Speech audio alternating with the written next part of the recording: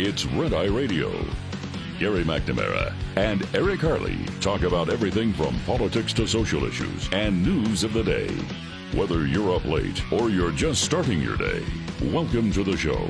From the Uniden America Studios, this is Red Eye Radio. Hello and welcome. He's Gary McNamara. I'm Eric Harley. And you? Well, I think you know who you are. Welcome to Wednesday. Gary, how are you? Did they look? I don't care about the niceties. Everybody shut up. Yeah, did they cut the taxes on Social Security? No, I was telling you the tax in the pre-show meeting. Quite unfortunately, in an amendment added right at the last second, which they think is what got it over the top. They added taxes. They're increasing taxes. But the good news is it doesn't begin until October 1st of this year. So, oh wait. All right, just let everybody know that isn't true. We're having fun there. Taxes are not going up on Social Security. The Senate hasn't done their thing yet. I wouldn't go that far. It's just that I start collecting. Well, they already collect taxes on Social Security up to, what is it, 85%. Mm-hmm. Yeah, they want to go. They want to go to 100%. It's the only thing I care about. The only thing Oh, by the way, our printer is going. Is it? Yeah. Actually, that printer's been going for 12 years. Well, no, I printed a story and I just got it. He just handed it to me. I'm like, oh, okay. Well, I mean, I could read the story, but the printer. Yeah, we have to make sure the printer's there because if our computers go down, we need a hard copy of the stories. Yeah. So we're on Windows 7. Well, the biggest. And we're not joking. We really are. The biggest story of the day is the story that nobody's really covering, and that's consumer confidence down, biggest amount since August of 21. Mm-hmm. So you're talking 4.5 years. Yeah. And that's a problem because consumer confidence is what people think. Right. And people, and that's why you've seen that the one negative for Trump polls are on the economy, that he hasn't done enough to bring the cost down. That's the one thing sitting there right there. That's the thing that will make it so Republicans don't get elected in 2026. Whether I can sit there and look at it and say, yeah, but it all came from the Biden administration. Doesn't matter. Mm-hmm. You've got to solve that. The American public is giving you time to do it based on the polling.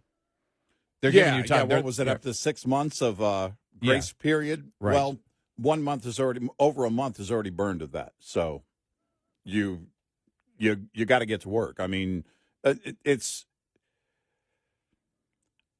don't know. In the breakdown, I got to look at the breakdown of the consumer confidence report. I would love to get into more surveys for the average consumer. Investors, we understand a lot of investors are concerned about tariffs. I don't know if consumers are concerned about tariffs. Consumers are concerned about prices. You know, who was it? Let's quote the great Joy Reid. You don't even know what inflation was. Was it her that said that? Was she the one that said that? You don't even know. Yeah. People don't even use the word inflation. Right. That inflation is this complicated word that the average person doesn't understand. Yeah, you're too stupid. You're an idiot. Republicans just made it up. Yeah, you're too stupid. And if you look at it, we've talked about. You look at the compounding effect of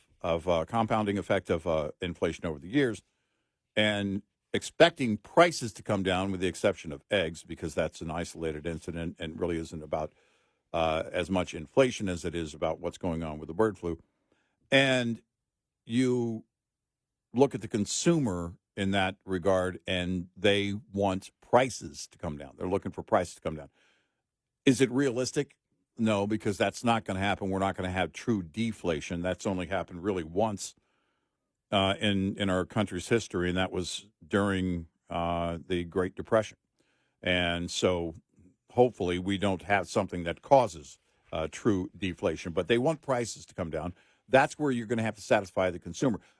I guess getting back to my point is on the confidence level, are they – I know investors are worried about the impact of what's going on with what may or may not happen, who knows, on tariffs. But is the consumer also concerned about that? I can't tell you if they are or not. About what? About the impact of any inflation that might be as a result of any tariffs that come down the road, if the tariffs actually happen. I mean, it's been back and forth here Yeah, well, in the past couple of weeks. I think the key, and we brought this up yesterday, the public 61% for reciprocal tariffs. When you talk about tariffs as general across the board, as we have looked at, because it's a mixed bag. You have the public from every poll that I've seen. They look at it, they want tariffs against China, but they view that as reciprocal. The vast majority don't want them for Mexico or Canada. Right. And so there is, look, you and I talked about this for the longest time. Mm-hmm. If you increase the prices along the supply chain, rightly or wrongly, justifiable or not, because you and I look at it and say, yeah, for China, you can absolutely justify reciprocal tariffs. Mm-hmm. You know, you can look at it and you say, okay, if Europe is putting on, because we don't have a trade agreement with them that specifies that they can do that, if they have whatever tariff they have on automobiles, yeah, the reciprocal tariff can put in. But if the reciprocal tariff causes inflation to go up more, that's when the American public will say, well, got to do something. And that's the challenge that this administration has. It's just, it's that simple. So whether or not it was the result of Biden policies doesn't matter. Yeah. Right. Does it? Well, it matters right now. It won't matter a year from now if it's not brought under control, because people look back and say, well, yeah, Trump said he's going to solve that problem that was created by the Biden administration. Right. I mean, you're right in that it's not, look, the financial media, Reuters, CNN, all the liberal activist media is reporting on the consumer confidence report, because if it's doing any damage, and it was the largest drop in those numbers going back to 2021. Right. It's the lowest reading since last summer, June of last year, but the largest single month-to-month drop since 2021. That's important because, again, perception is reality, right? When you talk about consumer confidence, that is the big driver, along with the border, on last year's election. And people are waiting for those prices to come down. Again, whether it's realistic or not, the poll shows you've got a total of 6 months grace period. Things have to get done. We'll see what happens with the bill. And the House passed hours ago by 2 votes. That just annoys the daylights out of me. I mean, the political comeback of all political comebacks for Trump, and the GOP can't get it done in the House. And same, I don't know. What do you mean? They just got it done. No, I'm talking about the margin, the thin margin in the House. There should have been a much greater margin, a much greater win for the GOP in November. Oh, okay. All right. You're going back to November. Okay. Yes. All right. And yeah, I was talking about the election. Yeah. And the whole thing is, honestly, if it's executive orders kind of have, again, it's that limited run, that first 30 days. It's not 100 days, but 30 days, really, of executive orders here and here and here and here and here, where you really start having to convince people is, well, legislation that's going to kick in, where you can say to it, you and I were talking in the pre-show meeting, the GOP hasn't, there are things where we didn't see in the bill where the GOP is saying, hey, we got this passed and we got these things in there. Tax cuts, all right? Well, there's a lot of questions there, but all of these things that were political footballs for last year, how many of those things are in there? What can they get done in reconciliation? That's the problem with not having the margin you need in the House. You've got, and then we'll see what happens with the Senate. Here's a question that I would ask any Republican, because it says, in this, again, this is a framework bill. We have no idea what's going to happen when they get to the negotiations with the Senate, but I doubt that you're going to have a ton of cuts coming from the Senate. Mm-hmm. You know, and when they get into the whole reconciliation process here on it. But so they're still in this framework looking for $800 billion in cuts that they don't say what the $800 billion in cuts are. Mm-hmm. And that's in the framework. But, okay, we're going to have that in the budget, and they're figuring that out in the budget. Well, what is it going to be? You know, you heard Medicaid, but Trump said yesterday in negotiations, no, we're not going to touch Medicaid. You're not going to touch Medicaid. You're not going to touch. You're not going to touch Social Security. You're not going to touch Medicare. You're not going to touch food stamps. Maybe work requirements for food stamps, something like that, because that the public would go. The public would probably look at that and say that's all right. So what do you have? I look at it and here's the question I would have. If something from the Democrats passed in reconciliation can be taken away with reconciliation, which means you can do it with less than 60 votes in the Senate. Why aren't I hearing right now that the House has completely eliminated the funding for the Inflation Reduction Act, which so much of it is for all climate change stuff, which the public and the Republicans and a significant portion of independents don't want? I haven't heard that. I haven't either. And also there will be, and I don't know, I just haven't seen it. I've gone through every story. Maybe it's in. I don't have the bill in front of me. I just woke up and saw that that the Republicans had passed the bill, and we don't know what will happen with the Senate. But I haven't seen anything yet on no tax on tips, no tax on overtime, and no tax on Social Security. Right. And that would probably be one. It might be in there. I just haven't heard anybody talk about it, and I haven't had time to actually look at what the framework of the bill, the complete framework of the bill is, which it really doesn't matter because it's just a general framework that doesn't get into specifics, doesn't get into the minutia of the budget stuff. And as we all know, that's where you cut, is in the minutia of everything. Yeah. And so those are the challenges that you have, because those were some of the big promises that polled well. And so those are the Now, we all knew this. And by the way, when you see $1.5 trillion in cuts over that period of time, it's like, well, how much more spending will there be, and what will the final amount, finally be? Mm-hmm. And what, let me just see, what was, I had it from what Massey said. I'll find it here in a couple of minutes, but he's saying it's going to, we're going to be spending more. So with all the Doge talk, we said, look, this is a challenge. When you get up there and you promise these huge things, we're going to cut $1 trillion off the budget, $2 trillion off the budget. Mm-hmm. They're talking every year. If you had no increase in spending, which you do, the Republicans admit it, but you have $1.5 trillion in cuts over 10 years, that's only $150 billion a year. That's not close to $1 trillion. Now, you and I've said if they could ever cut $100 billion, that would be a huge victory. Mm-hmm. But the fact is, they've set what the table is. Republicans have said, because of Doge, $1 trillion, $2 trillion in savings. Well, if the savings aren't there a year and a half from now, if you don't see it, that's ammunition for the Democrats. Mm-hmm. Yep. And so those are the challenges here. And so when I saw, like I said, the consumer, and I just went, it's not the lead story on CNN or ABC or Fox. It's not even the lead story at MSNBC.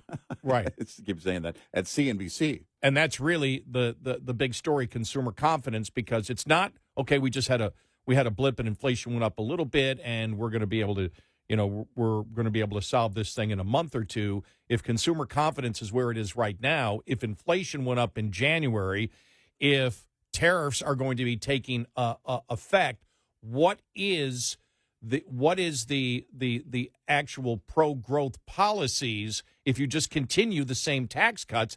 Because I asked you, they said $4.5 billion in tax cut, or trillion in tax cuts. Well, is that additional, or is that just what we're just a continuation of the 2017 tax cuts? Mm-hmm. And from what I believe, it's just a continuation of the tax cuts from 2017. Not that that's not a good thing, well, except for us, because our taxes went up. Mm-hmm. But what is going to drive the economy? Because the president's talked about, we want massive new tax cuts, and I don't see that happening in this bill. And remember, this bill is basically The bill will be the framework over the next 10 years. It's not the yearly budget. Right. And so when you say, all right, when the yearly budget, which they have to have by October 1st, comes out, what will they do at that point? Mm-hmm. Yeah. Yeah. I guess we'll see what happens. It's again, you're going to have to give the public something. You're going to have to campaign on it. You're going to have to, whatever you get done, you're going to have to, whatever is going to benefit the public in general, you're going to have to get out there and get the message out. They've done pretty well on those things, on executive orders. But first they have to get it done in the House and Senate and, get it passed, get it signed, whatever it is. And it's going to have to be something that connects with people. If you're going to have that boost in sentiment, then, you're going to need to get that done pretty quickly. We got a great show ahead. 866-90 Red Eye. This report is brought to you by Shell Rotella. With advanced synthetic technology, is designed to help keep your rig running with more mileage and less maintenance. Tires command a lot of attention. As a top expense for drivers and a leading cause of CSA violations, any tire maintenance practice that can help extend tire life is worth consideration. Consider tire balancing, which can set you up for savings and a smoother ride before your tires touch the highway. Tire balancing corrects an uneven distribution of weight in tires and wheel assemblies, but the trick is to be proactive and not reactive. Conduct routine tire inspections and pay special attention to any unusual wear patterns. Once unusual tread wear is visible on a tire, its traction and stopping distance is reduced and its lifespan will likely be shortened. Get in touch with Red Eye Radio, toll free at 866-90 Red Eye.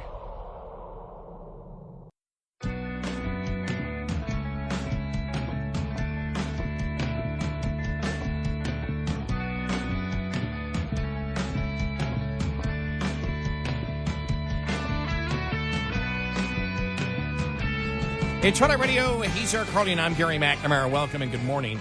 I wonder if the consumer confidence report and the reaction from the stock market on it is what unified the Republicans to pass the bill. Could be.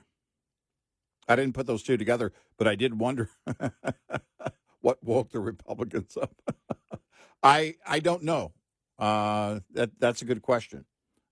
We might find out here in the next day or two.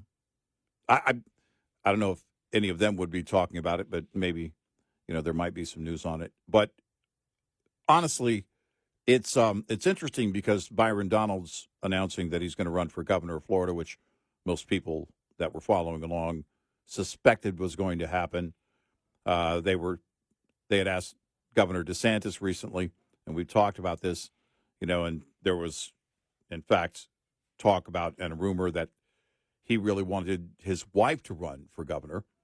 And so he made this comment about members of Congress, which would include Byron Donalds at the moment, and that they need to get Trump's agenda done. They haven't gotten much done yet. And I thought to myself, well, he has a point on that, separate from the running for governor issue. They've got to get something done. But you don't have much time. You've got 48 months. And for the House, you may not have that, depending on how the midterm goes. You've got to get things done. And, we know things move slowly, but right now you're going to have to catch up with the breakneck speed of the administration on the agenda. And that's still going to be slow, or too slow for many people, but it's going to have to be faster, seemingly, than it has been, over the last several weeks. We'll see what happens. Here's a question, because you have to look at it, I think, as what is the priority for Americans? Is the priority of Americans to have massive cuts? Now, we know they want cuts. We've seen the polling on it. Mm-hmm. But are they more concerned with being able to afford stuff first and and cuts, not tax cuts, but cuts to the budget first? We'll get to that coming up.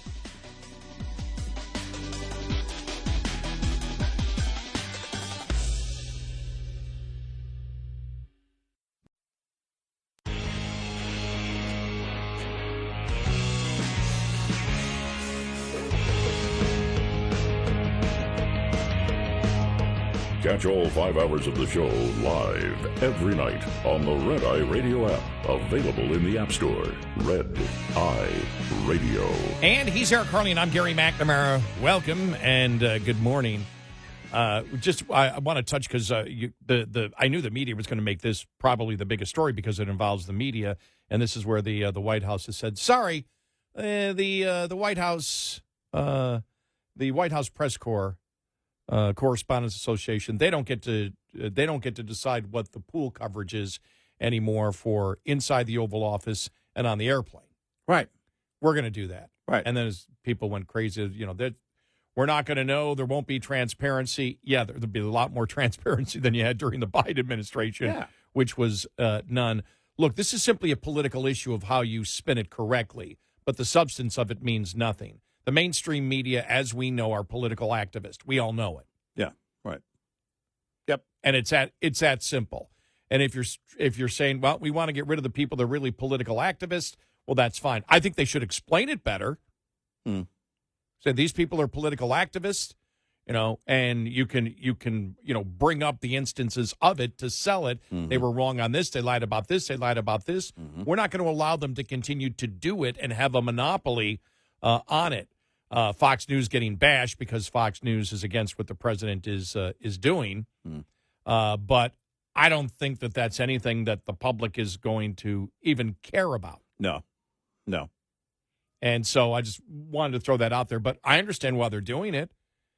They're political activists. Oh, I think something. What did Trump say? What was the exact wording of it? Because somebody accused the president of, targeting journalists and, and how does it, it doesn't feel good. He goes, I've been targeted for the last 8 years. Right, exactly. Yeah. I've been targeted by you for the last 8 years. How dare you target us? And so I just don't think, I don't think that's going to go anywhere. No, look, I think people understand that the liberal activist media, I think some rank and file liberals understand that the liberal activist media works as a collective quite often. So, you want to get them all together in a room and have them decide what the makeup of the White House pool is going to be? Well, we know what it's going to be. All of a sudden, Jim Acosta is going to have his job back. Joy Reid will be in there. I mean, they're opening it up to the podcasters, independent media. Well, this is the media today, though, right? I mean, yeah, it is. It is. It's the media today. You can make the case. You legitimately that Elon Musk should be in the White House press corps. Right. Well, I mean, based on where people go to get their news, right? You can make that. You can exactly make that case. Not so much Zuckerberg, but definitely Elon Musk. Now, I wouldn't suggest the president do that, but you can make the case because as we know, and we said it was moving. We said years ago, and we had people call us up and say, "You guys are wrong. We can never win an election again because of mainstream media." And we said, "Nope. People are getting their news on the internet. It's changing. It's changing. It's changing." And boy, has it changed in the last couple of years. Well, it really has. I mean, if you think about the way that people get their information, right or wrong, whatever, it doesn't matter. But how they get their information, if salary was commensurate with audience size, and Anderson Cooper had Joe Rogan's audience, he'd be making $1 billion a day at CNN for a salary. It's where the people are. And that may change. I don't know. May change in 5 years.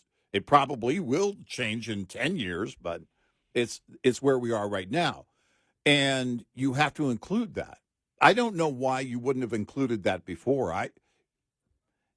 Prior to Elon Musk opening up free speech and buying Twitter and converting it to X and the whole Twitter files thing, the left was all about social media. The left was all because they controlled it. They had help from the left administrations and law enforcement, the FBI at Twitter. We know that now. But you would think that they would have opened it up to, let's be honest.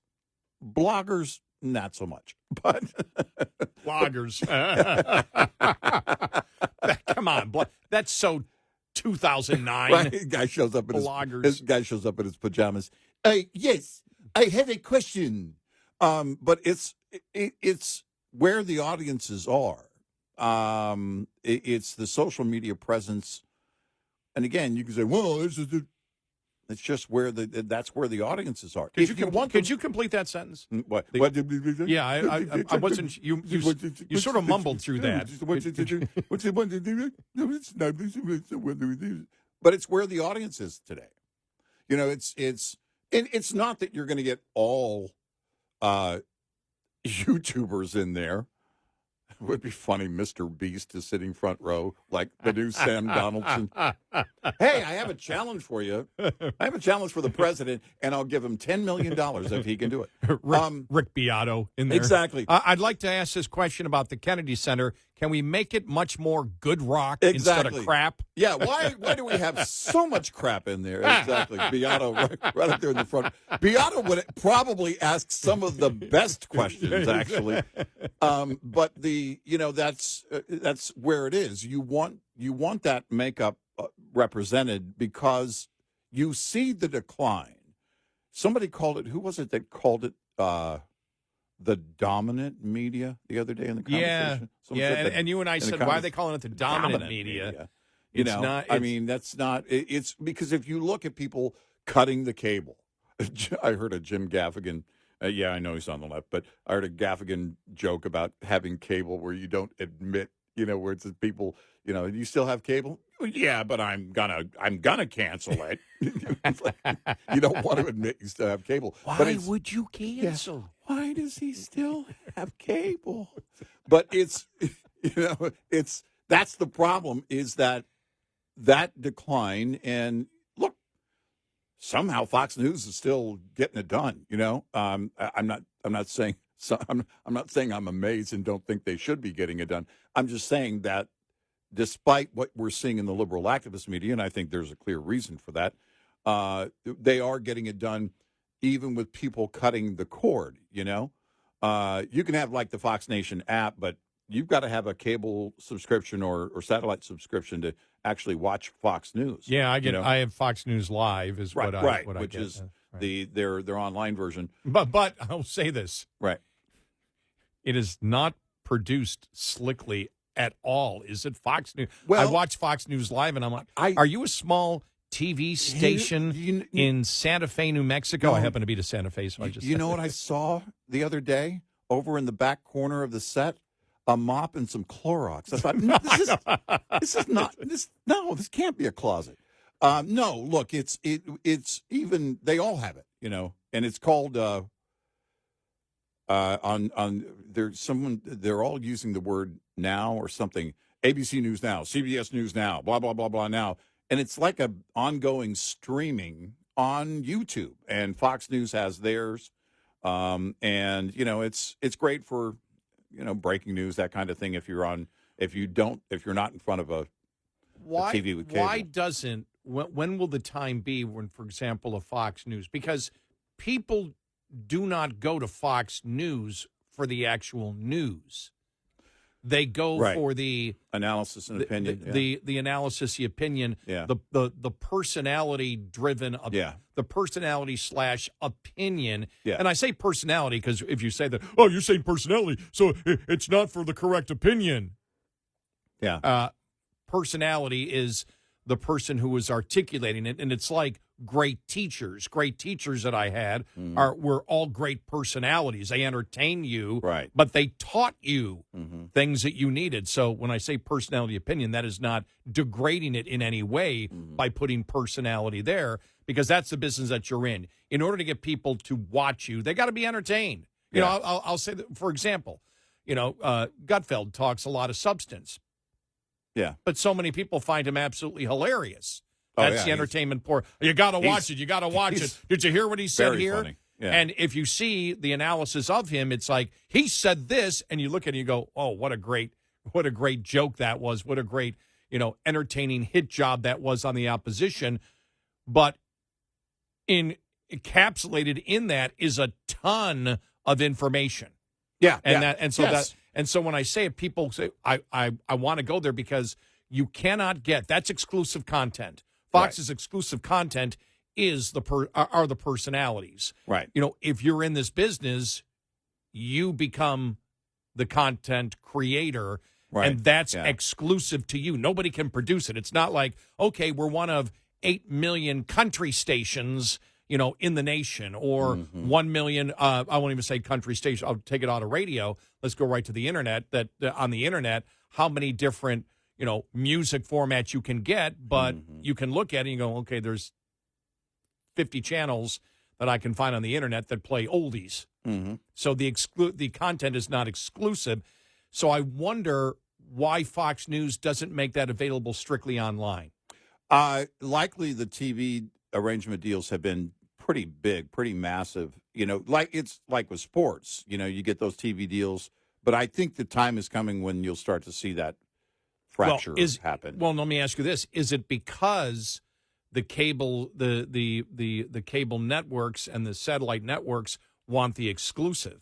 That's the ask. That's and those TV deals are everything, and they're big money.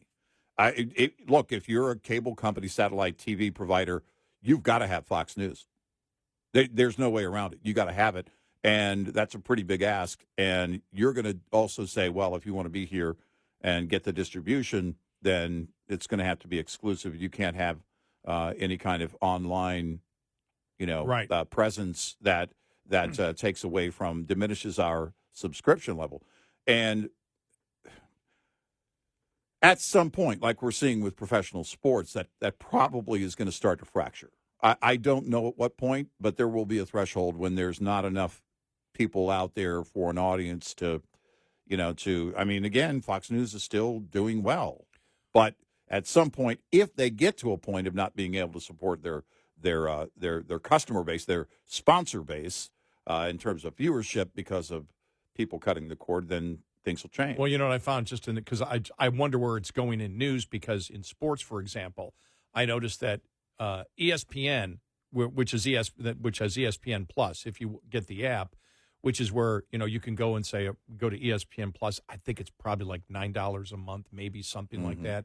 You can get, if you want to watch your favorite college team play, especially things like basketball or whatever. Yeah. You pay $9 a month and you can get it, and they've got such incredible content that you cannot get on cable or on satellite. Well, that was only on the phone. In the last 6 months, I was just checking the other day. I wonder if they've got one. You can now get it, and you could cast it to your TV from the phone, but you had to go through the process of doing it. Now they actually have the app for your TV. And that didn't exist. Roku's had it for a while. I don't know how long they've had it, but it's fairly recent in recent had years. what? But the app for TV. Oh, okay, yeah. Well, a lot of those other ones did. ESPN did not, and I'm just trying to make the analogy with a specific thing for ESPN. No, I mean versus I was talking to Fox ESPN. News. I think Roku had that, but it may have been only a few months ago. I'd have to go back and look when they added that app for ESPN. But that's the idea, right? You've got to subscribe to something, because if they're not getting the money from cable providers, from satellite providers, I don't know. I don't know what happens. We saw the satellite companies, coming together, and then, the cable companies have. There's been all of a sudden it's going to dwindle down to a couple of different companies as providers, and you're going to have to, with all these subscription rates. Well, you want Disney Plus, you want this, you want that. Well, you got to pay for all that, and all of a sudden you're paying $300 or $400 again. Jim Gaffigan again on cable, that same line of joking. He says, I have friends that don't have cable. And I ask them, where do you send your $500 every month? Oh, my gosh. 866-90 Red Eye. We'll be right back with more Red Eye Radio with Eric Harley and Gary McNamara.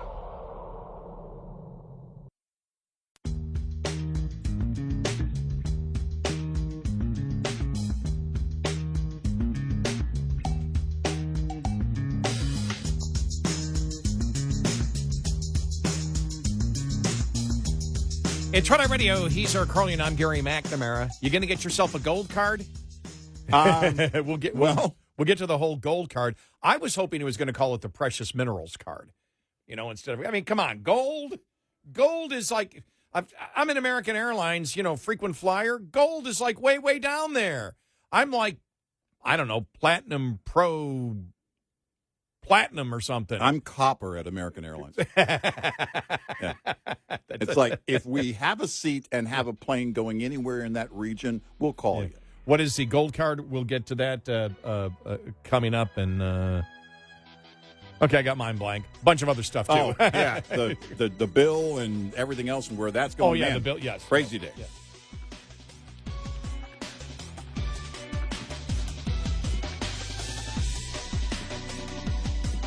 Top of the hour news is brought to you by House Products. Visit houseproducts.com. This is Red Eye Radio on Westwood One.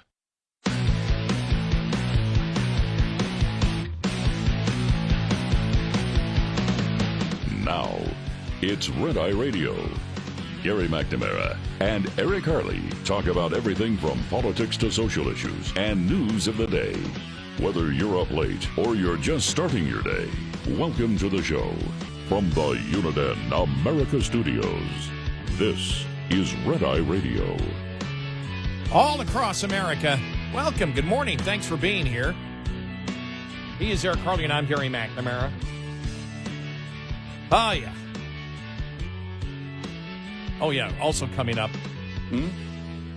the interview that part of the interview that Catherine Herridge did with Ethan Haim, the doctor here in Texas. Remember, the Obama administration went after him when he leaked information to Christopher Rufo about what was going on with the mutilation of children in Texas at hospitals, when the hospital said, we aren't doing this, and they were doing it. Right. And they went after him. He said, look, they had no charge against me because I did not give. They said, you leaked medical information. I didn't leak anything that identified any of the children. Right. And you'll hear from his attorney that said, they said, we don't care. We're just going to destroy, basically, we're going to destroy his life. We don't care whether we win or lose it. We're just going to destroy his life to put out the message. Right. You don't do it. And when you see he's talked about some of the children's ages, 12, 14, whatever. Yeah. I mean, these people are the biggest perverts you could possibly imagine. Yeah. I can't get over this, the perversion, how evil this kind of stuff is. I mean, it's beyond obscene. It's beyond it really is. grotesque. It really is. We'll get to that coming up in a little bit. Plus, the whole honeypot. Yeah. Comey and the Honey Pots. Oh, that's new band name. Yeah, well, or right it's there. a weird children's book that the left wants you to read. Oh, I'm not like, hey. Comey and the Honey Pots. Yeah. Gosh. Oh. Yeah. It involves a bear and a donkey. I don't know. Oh my gosh. I just Comey and the Honey Pots.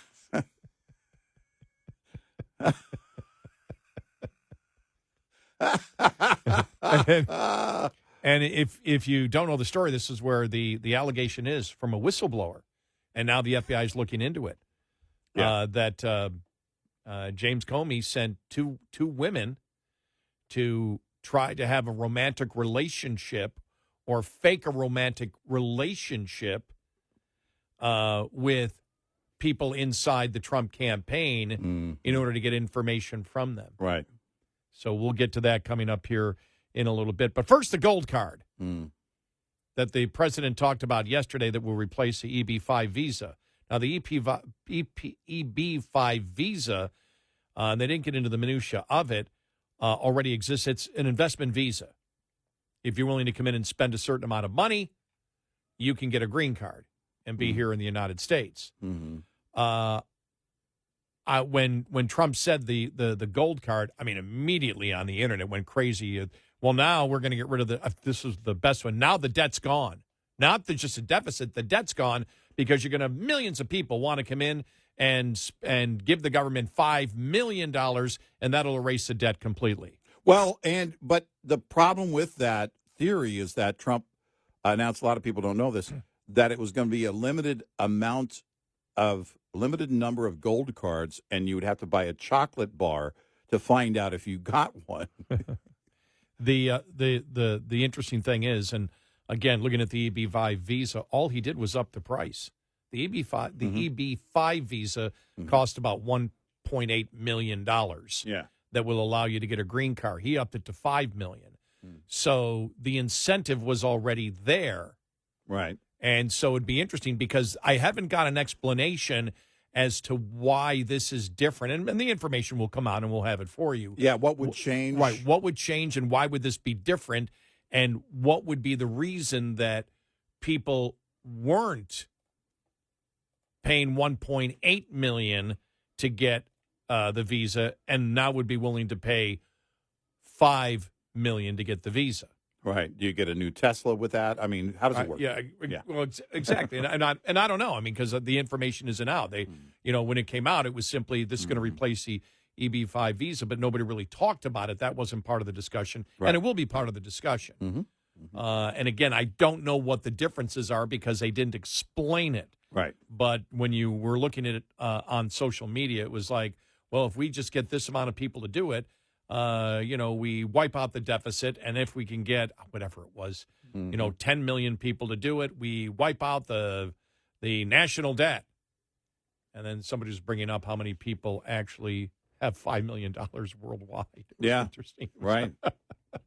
But when and I was watching, it was fascinating, and then and social media, someone posted, well, wait a minute, the EB5 visa already costs 1.8. What is the incentive to have many more people wish to come in and upping the price? Right. And so I did the research on it, and it's 1.8 million, and that's payment to the government, investment. I mean, there's a bunch of different things involved in it. So that's what we'll be looking for is what is the difference between the what would be the extra incentive to pay the $5 million? Right. Yeah. Yeah. Exactly. And I don't know what it is. So we will look into that. You see people. You see many now. Who was it? Who was the congressperson yesterday? Oh yeah, Representative Luna saying, "When are you going to release the JFK and Epstein files?" Yeah. Yeah. Because now because if you wait too long to do it, then the conspiracy theories start again. Yeah, I think they're probably already started. Well, they're manipulating them. They're changing them. They're before they release them, before they put them out. Well, the conspiracy theory would be if they don't, especially the Epstein file. If you don't release it, if you don't release the Epstein file, then that means you're just trying to protect Republicans. Yeah. Right. Yeah. Yeah. Yeah. If you look at the JFK stuff, Trump had promised to do that in his first term. And then Intel held back on that.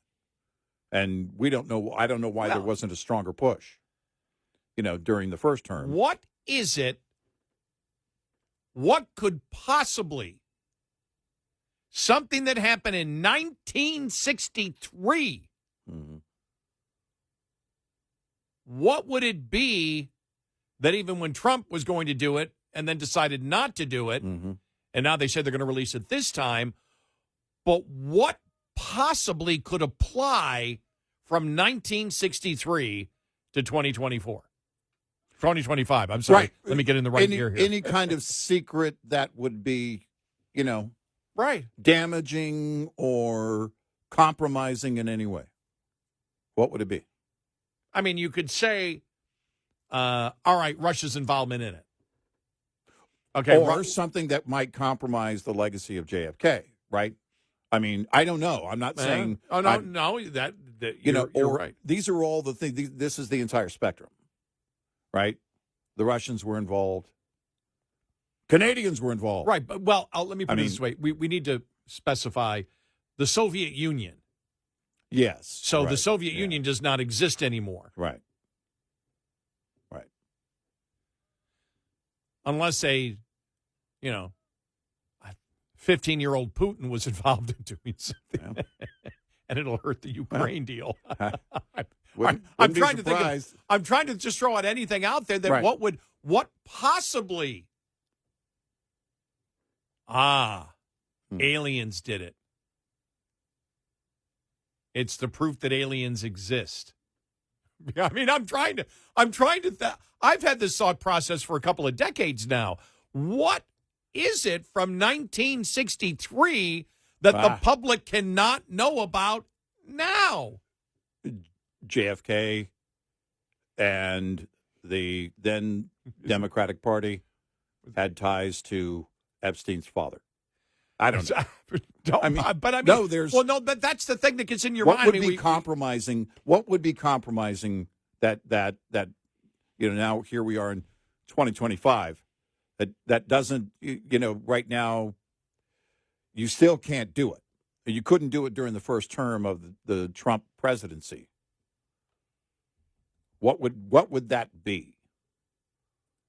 Would it be that, okay, we covered it up and we did all of these things and it's embarrassing to the intel community? Well, I mean, there's a lot of stuff that we know is, and could that, I mean, that's, I think, maybe one theory that might have a little bit of a standing in that, well, it would compromise the integrity of the intel community at the time. Well, you look at the weaponization of the DOJ and everything else and the intel community and all of that in recent years. And now Trump's going, well, all that's out the window. We don't have to worry about compromising the integrity. They've already done that in recent years, and they've done things that are far worse or something. I'm talking about covering up how it was handled or how things went down or, one or two pieces or maybe key pieces of information regarding the assassination of President Kennedy. I don't know. I mean, you could sit all day and come up with, I don't know if viable is the word, but again, theories that might apply logically. The whole thing that, when you look at the Epstein thing, I'm like, release it. It's a criminal thing.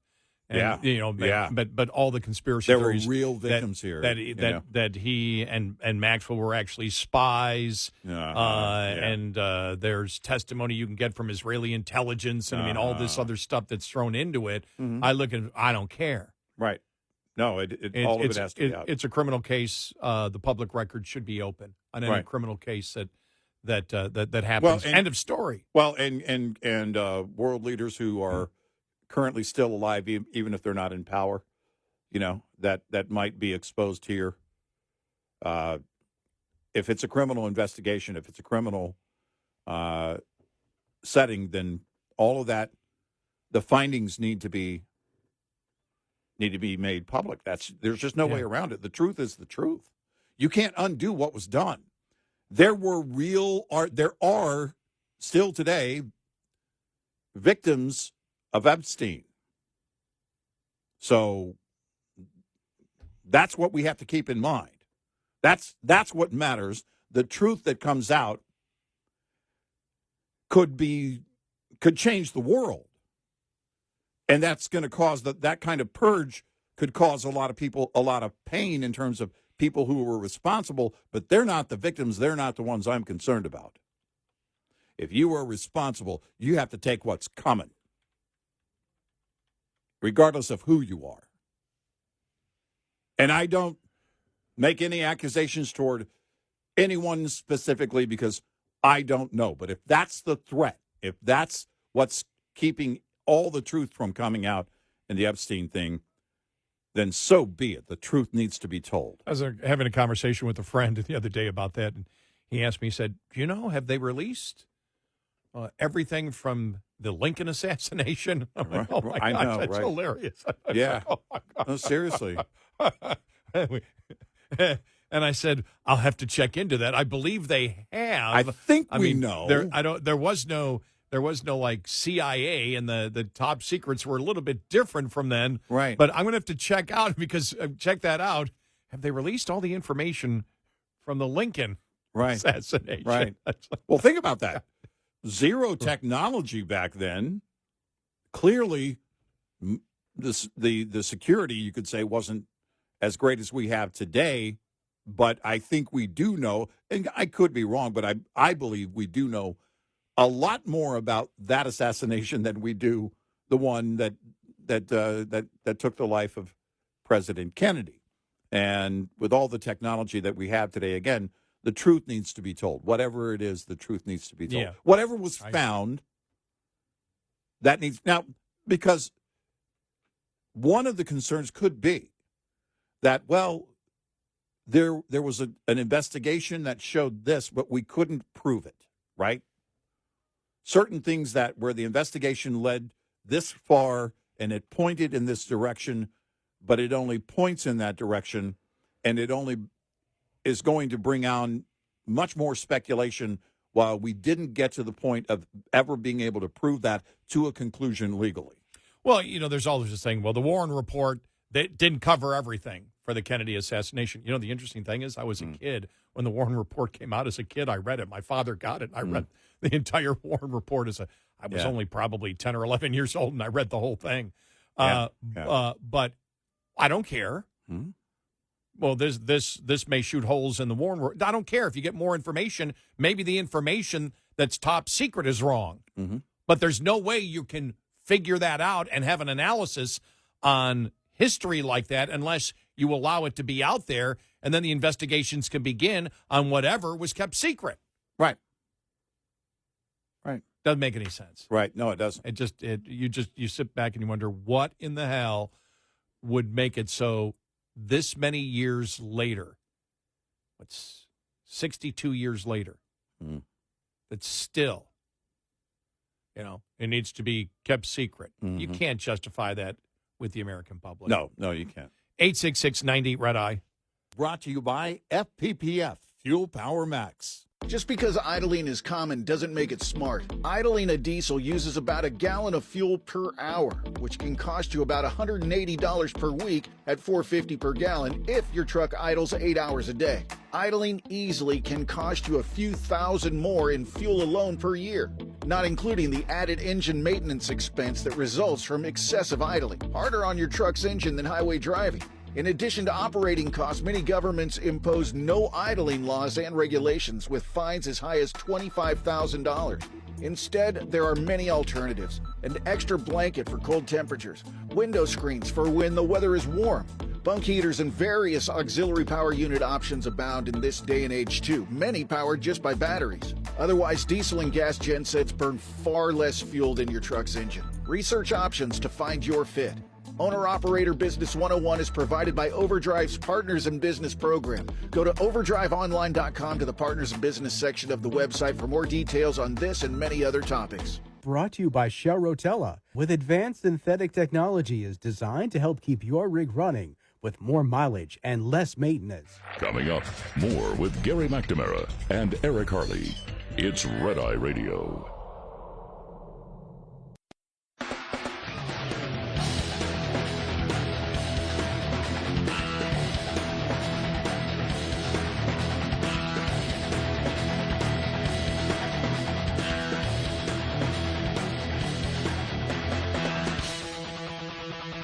It's Red Eye Radio.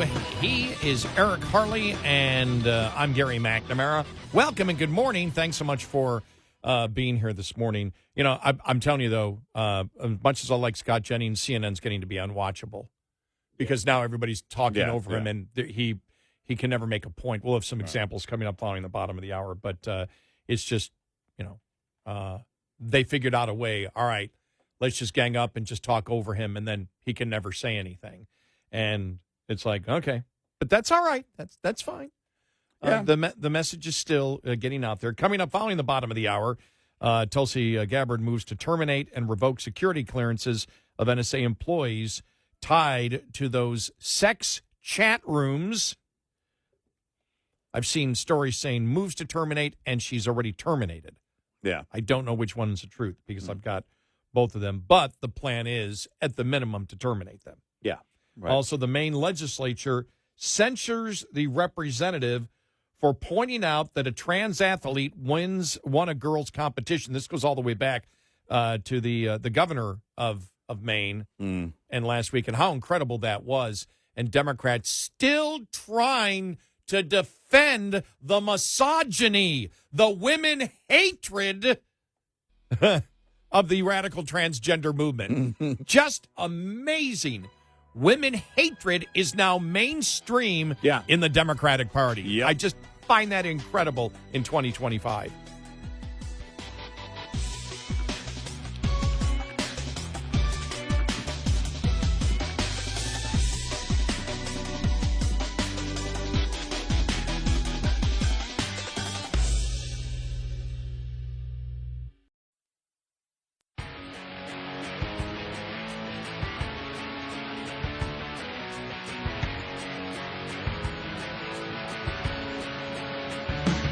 Catch all 5 hours of the show live every night on the Red Eye Radio app. Available in the App Store.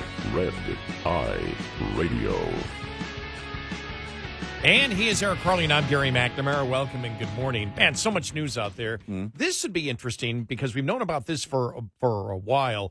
FBI leadership is starting an investigation into the origins of the agency's plan a decade ago to infiltrate the campaign of presidential candidate Donald Trump using 2 female undercover honeypot agents.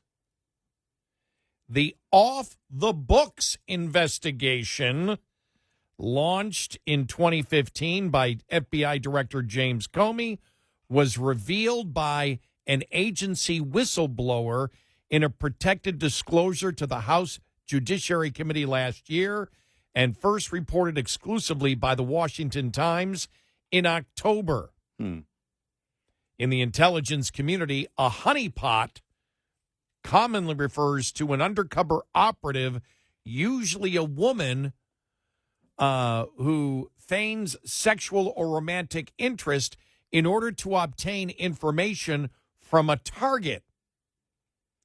The whistleblower said 2 female FBI undercover employees infiltrated Mr. Trump's 2016 campaign at high levels and were directed to act as honeypots while traveling with Mr. Trump and his campaign staff. The Times has learned that the Bureau is looking for those once undercover employees under Mr. Comey's direction. The FBI declined to comment. According to the whistleblower disclosure, which the Times reviewed, the investigation differed from Crossfire Hurricane, the latter FBI counterintelligence operation that looked into the allegations, the false allegations that the campaign was colluding with the Russians. As we know, the majority of that evidence, or all the evidence, really came from the dossier, which was funded by Hillary Clinton. The whistleblower said the early off-the-books criminal investigation targeted Mr. Trump and his staff, which means, you know, when you have an undercover operatives, still they're official. Yeah. This was not official. Mr. Trump launched his presidential campaign on June 16, 2015, about a year before the FBI opened up Crossfire Hurricane. The whistleblower agent personally knew, because you're wondering, it's off the books. How did the whistleblower know? The whistleblower agent personally knew that Mr. Comey ordered an FBI investigation into Mr. Trump and that Mr. Comey personally directed it, according to the disclosure. The investigation did not appear to target any specific crime, but was more of what agents would describe as a fishing expedition to find anything incriminating against Mr. Trump. The whistleblower said the undercover operation was obscured from the Justice Department Inspector General Michael Horowitz It was off the books. You couldn't find it. Mm-hmm. Who investigated the misconduct in the Bureau's probe of the Trump campaign. The case had no predicated foundation. So Comey personally directed the investigation without creating an official case file in any of the FBI systems, according to the whistleblower's disclosure. The FBI has multiple methods of protecting highly sensitive investigations, so Comey did not have a legitimate reason not to officially create an official investigation file or have a file number. Like we said, even undercover agents, there is a file that exists somewhere. Mm-hmm. The disclosure says the secret investigation may have indicated institutional bias. May have. It would have. If it's true, Yeah. Not may have. It would have indicated institutional bias at the FBI against Mr. Trump. Though it does not appear that any information about this investigation was turned over to Trump's criminal defense counsels. The investigation was eventually closed because a major newspaper obtained a photograph of one of the undercovers and was about to publish it. Whoa. But the FBI, wait a minute, what was the newspaper? They got the photograph? But the FBI press office told the outlet that the photograph was an FBI informant who would be killed if the photograph was publicly released. In fact, it was a photograph of the FBI undercover employee. The FBI whistleblower employee noted in the disclosure that one of the undercovers agreed to be transferred to the CIA so that she would not be available as a potential witness in the future. The other undercover employee was rewarded for her activities through a promotion in the Bureau and is now a high-level FBI executive in a major field office. Boy, they sure have a heck of a lot of information here. Yeah. I'm saying to myself, if this is what is known to the public, what do they actually know? And I mean Kash Patel now already. Right. The whistleblower employee observed one or more employees in the FBI being directed to never discuss the operation with anyone ever again, including other people involved in the 2016 Trump campaign infiltration operation. The FBI employee making this disclosure took this admonishment as a direct threat to the employees who received it. That's from the Washington Times. Well, how high up is this whistleblower? Who is it? Do we know the name of this whistleblower? If this whistleblower heard Comey talking about it, how close was this whistleblower to the top? Yeah, if you're close enough to overhear the director talking about something like that,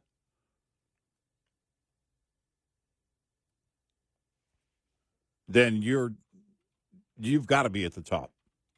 You've got to be a top special agent. You got to be in management somewhere. Who would that be? You know, I got to look this up here. I probably did this in October when it came out. Mm-hmm. And basically, has Comey ever responded? I just went to, can't find, nope. Can't find it on Google where Comey ever responded to the honeypot accusations that came out. Mm-hmm. And he has not responded since the story came out yesterday, at least according to Google. I can't find the story, and I would assume you could find the story. Right. And by the way, since this came out, there it is. So October 29th, whistleblower James Comey had FBI honeypot spies infiltrate the Trump 2016 campaign. Daily Wire has a story. Washington Times broke the story. And so just trying to see here. And the off-the-books investigation launched in 2015. They launched it in 2015. Right, yeah.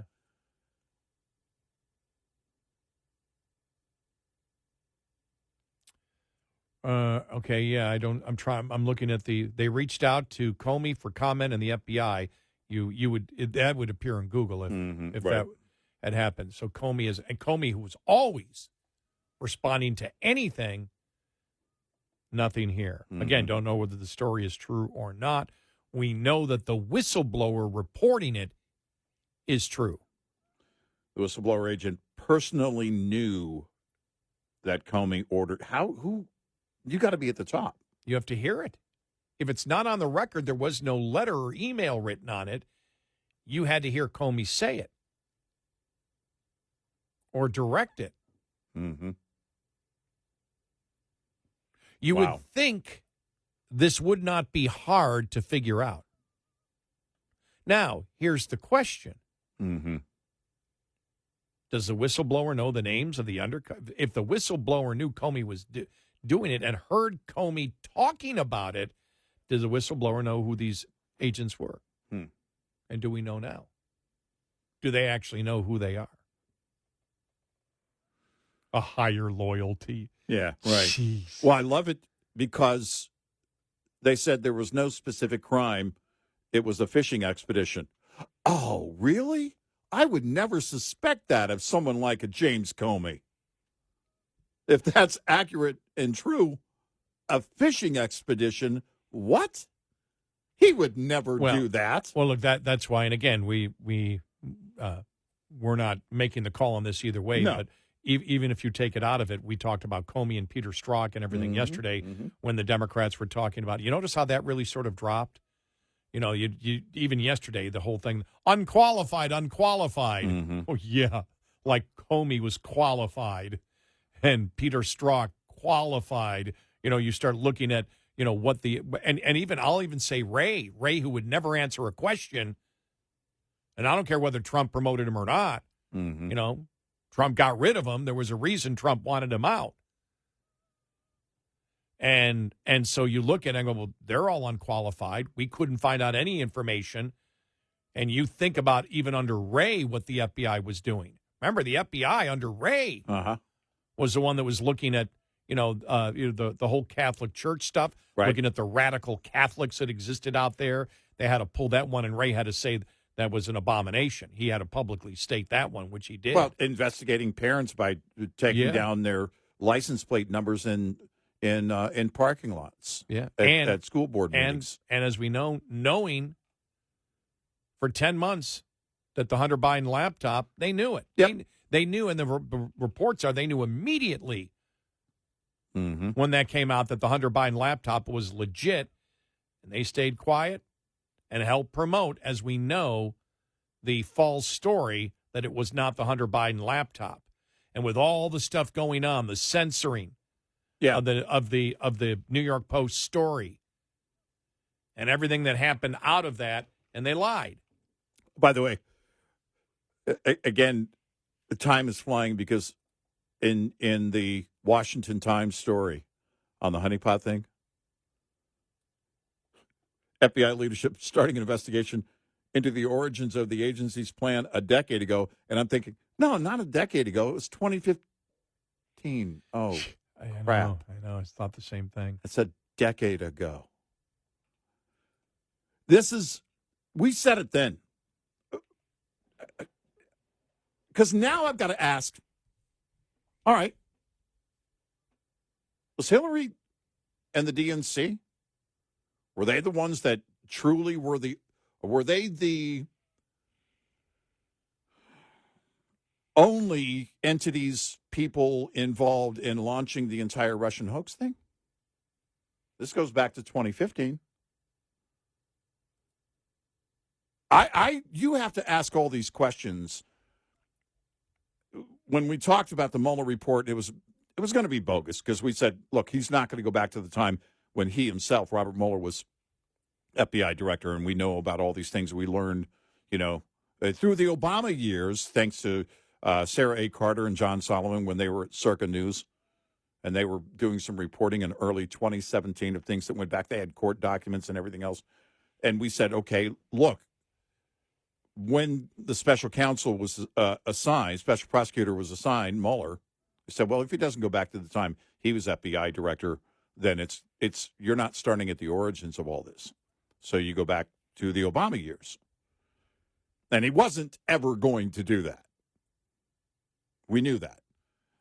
Well, now I got to ask the whole honeypot thing. It may or may not be related if this is accurate and true.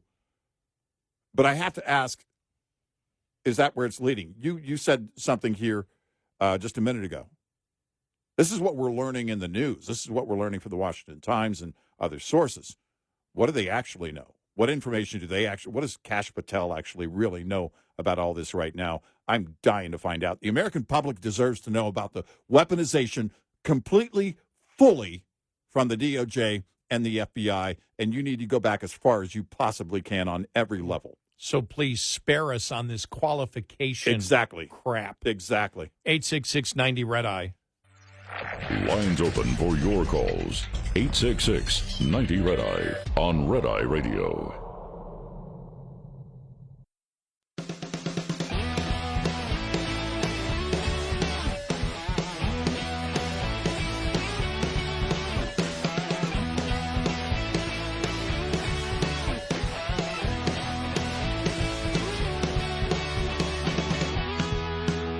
It's Red Eye Radio. He is Eric Harley, and I'm Gary McNamara. Welcome and good morning. Really incredible. The Maine legislature censures the representative who pointed out that a man won a girls' competition in Maine. Mm-hmm. They, put a censor in censure. She was censured, which means she can't vote until she apologizes. They took away her ability to vote. Right. Think about it. Think about the Democrats in Maine, how perverted and evil they are. And people go, that's over-the-top rhetoric. No, it's not. No, it isn't. It's not. These people are scum. I think it's an understatement. Yeah.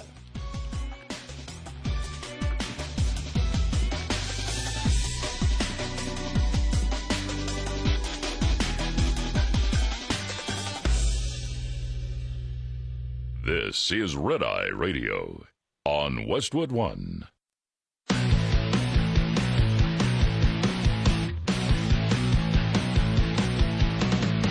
Now, it's Red Eye Radio. Gary McNamara and Eric Harley talk about everything from politics to social issues and news of the day. Whether you're up late or you're just starting your day, welcome to the show. From the Uniden America Studios, this is Red Eye Radio.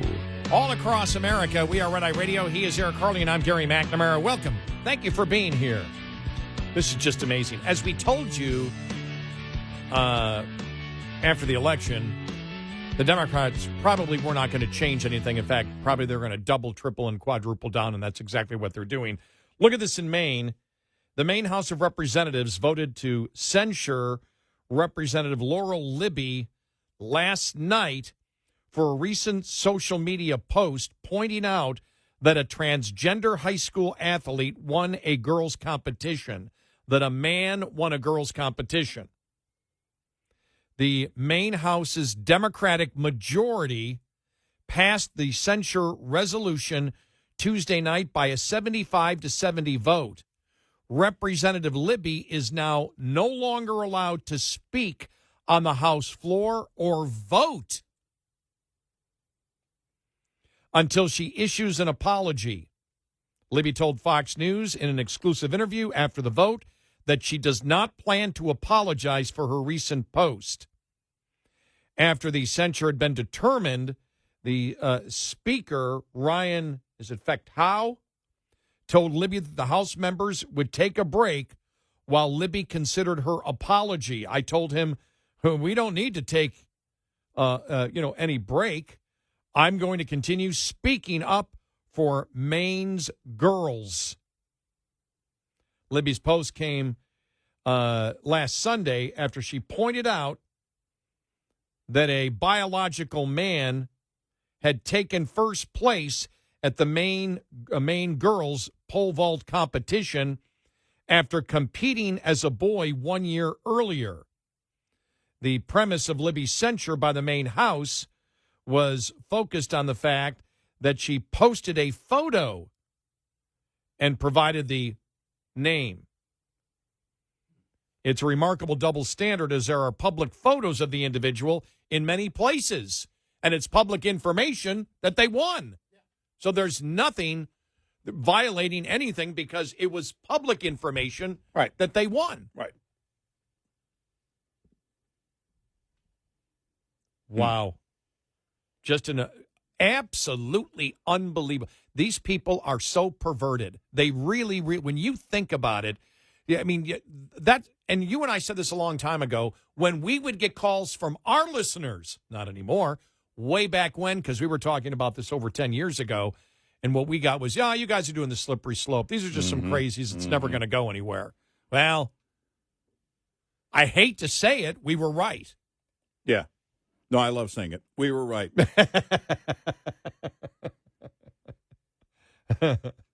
I'm much more of a humble and shy person. That's right. I'm not. I love saying it.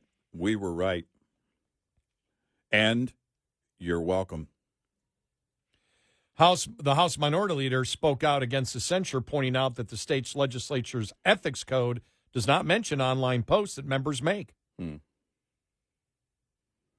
But when you think about it, when you think about the women hatred of the Democratic Party, and we ask this question over and over again because we know many of you Democrats, we know you listen, many of you Democrats are against it, but many of you Democrats support it.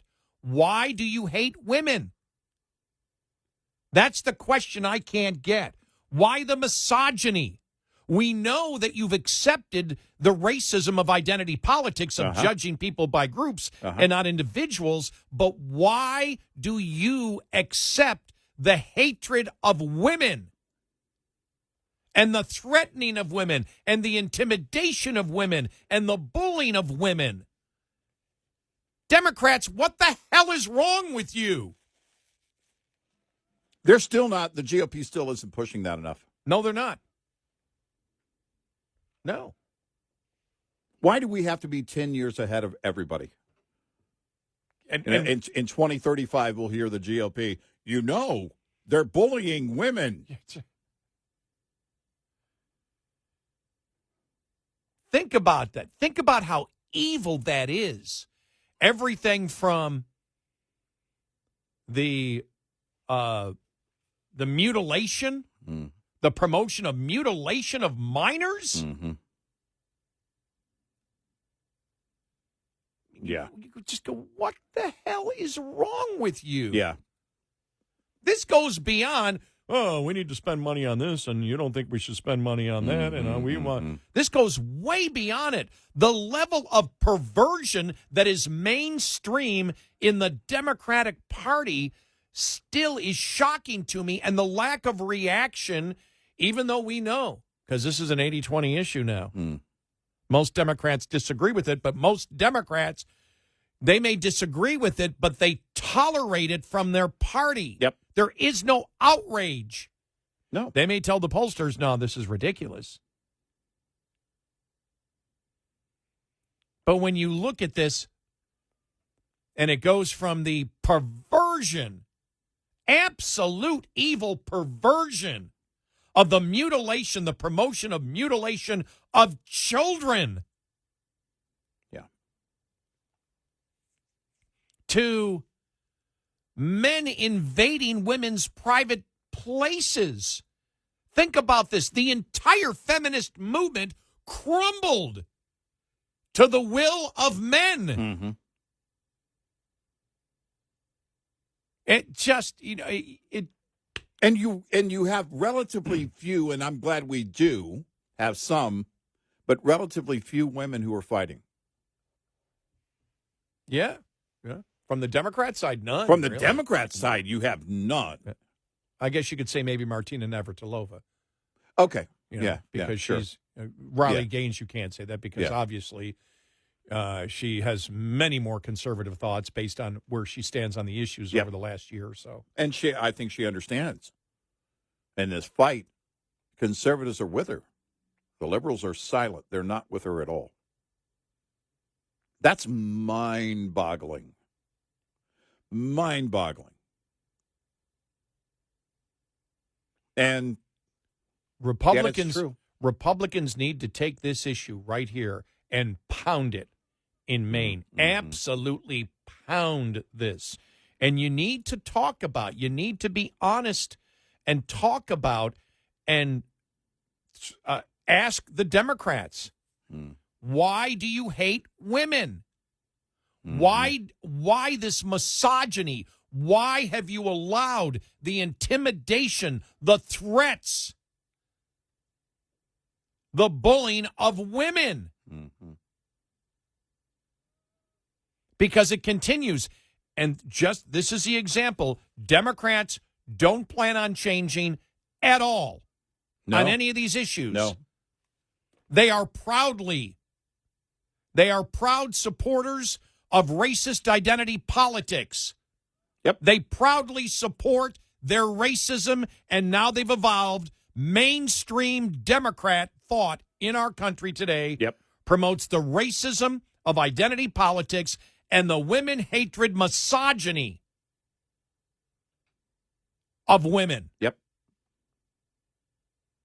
Full stop. And they still have 47% support from the country. That's why we've said Republicans having power, more power, means nothing if you don't use it and communicate effectively, because they've made it clear they're not going to change on anything. They are proud racist, proud misogynists, and they haven't backed off at all. They've doubled, tripled, and quadrupled down on their evil insanity. Racism is evil. Misogyny, women hatred is evil. It's wrong. Every Democrat listening right now knows it. What the hell is wrong with you? It's just amazing how it's gone on this far, gotten to this level. I know. And the left is silent. The women on the left are silent. Yeah. I mean, the polls show now.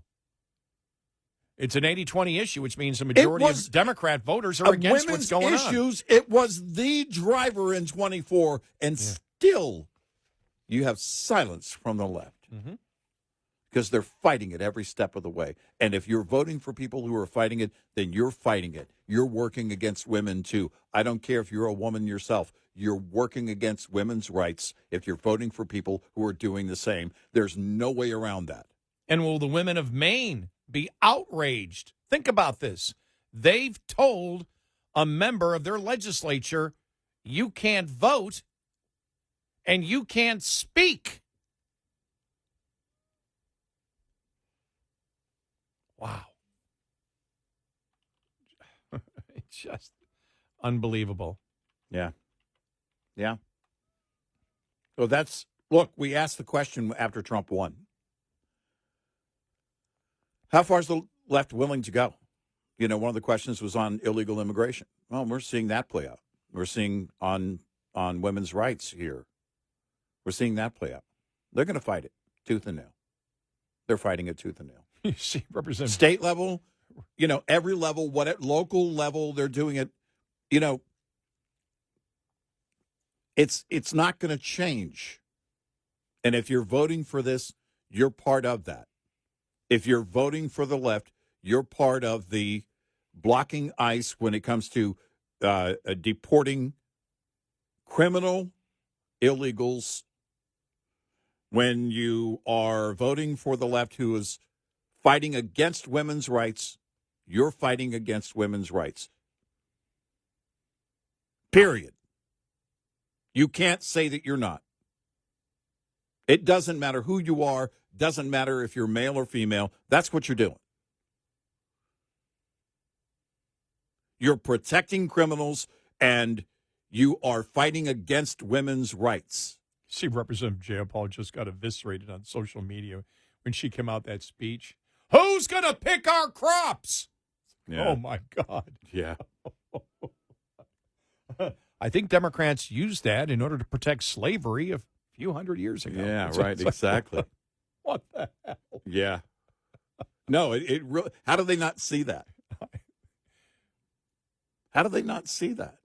How do they not see? Look, because if you're able to justify the racism of identity politics. Yeah. That the Democrats admit is there. I mean, good God. Mm-hmm. You know, James Carville's on it constantly. So which Democrat was it when it came to illegal immigration? Well, my wife and I have an illegal immigrant living in our home. Oh, yeah, that was great. And it was like, Tom Homan's like, hey, thanks for the tip. No, we don't mean, we didn't mean illegal. We didn't mean in our home. We didn't mean per se. We literally. didn't mean, who was it? Who was it? Governor of New Jersey. Oh, yeah, the governor of Jersey. Yeah. Our producer, Alan, is from New Jersey, so he remembered that. We don't remember anything from day to day. Phil Murphy. I don't remember what I'm having for breakfast. I'm still eating it. But this is that was Phil Murphy. Phil Murphy, yeah. Right. And they don't get it. They don't see it. I'll have you know we have illegals in our home. No, but that's the entire point. He said virtue signaling. He said it not knowing he was going to get blasted for it. How do you not see that? They just they live in a bubble. It's what we said about Newsom. Newsom thought the country's going to embrace me. They want me. You know, I've got my slick late 80s Pat Riley hair. I can convince the American public to vote for me. Remember, he was viewed. Isn't it interesting the people that they anoint? Remember Andrew Cuomo back a few years ago? He's the guy. Yeah. No, he wasn't. No. And then it was Newsom. Newsom, he would just wipe up. And now he's like at what? In the 3% of Democrats would vote for him. And again, what I think one of the things that just destroyed him was a debate on Fox with DeSantis. He got smoked big time. Yeah. But he lives in the bubble of California. Right. And when you hang around with people that say the same thing to you, when you don't actually listen to what the other side is saying, because as we have said, if you listen to the arguments against identity politics and the radical transgender movement, the racism of identity politics and the misogyny, the women hatred of the radical transgender movement, you can't win. So you just ignore it and you sit with all like-minded people that live in this delusional world. Yep. And you think everybody thinks this way. Yep. Just amazing. Yeah, it is. Wow. I wonder how this will play out in Maine over the next couple of days. No, it's a good question. It's a good question. Will women get upset and say this is insanity? You know, you and I talked about this a long time ago because we said we're two guys talking about this. Where are the women? Right. Then Martina Navratilova came along, and then finally Riley Gaines had the guts to challenge it head on, and now more women are coming out. Oh, not only Martina Navratilova. Remember the woman, the woman, and she spoke that spoke out against men being in women's prisons. Yeah. Was that in Baltimore? And she was kicked off something. Yeah. She was on a board or something. Yeah. And she was suspended because she pointed out how a man who claimed to be a woman got into a woman's prison and then she said committed rape in that prison. Yep. And she was banned for pointing that out. Yep. That's how insane Democrats are. Yeah. Hey, any Democrat, please tell us where we're wrong. You can't. No, you can't. 866-90-RED-EYE. Get in touch with Red Eye Radio, toll free at 866-90-RED-EYE.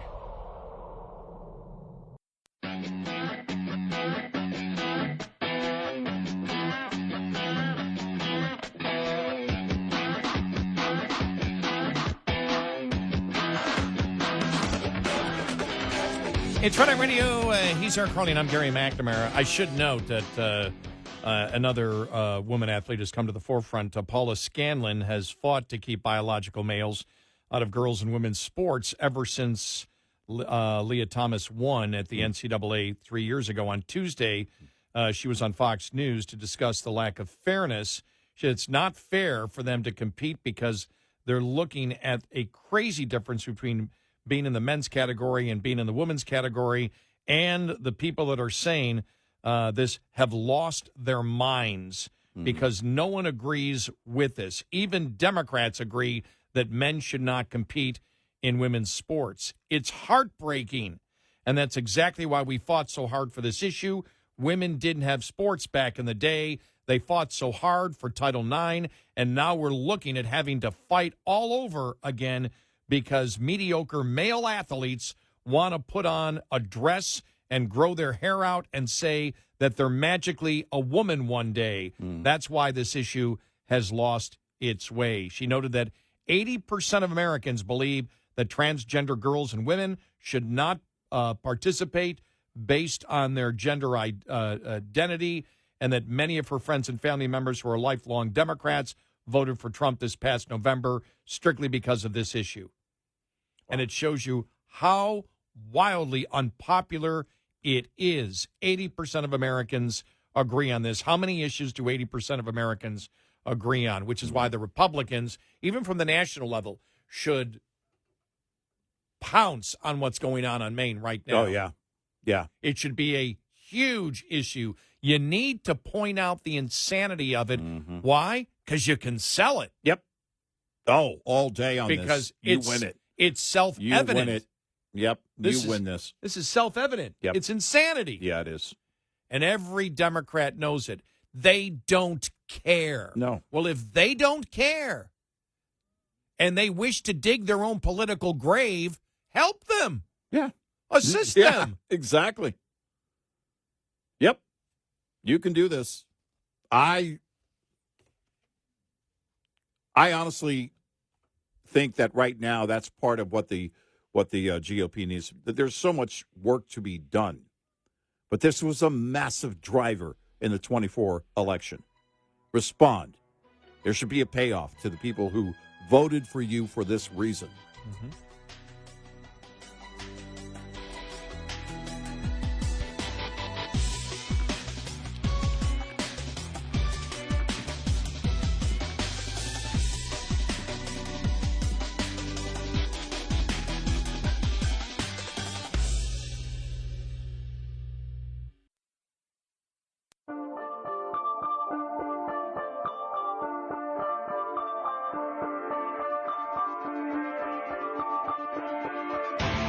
You're listening to Red Eye Radio from the Uniden America Studios.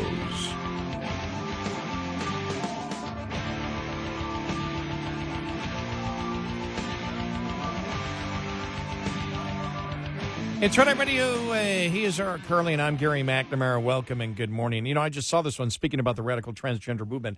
I just saw this from Jonathan Turley. I just saw it on X, and I've got to look into it because he posted this yesterday.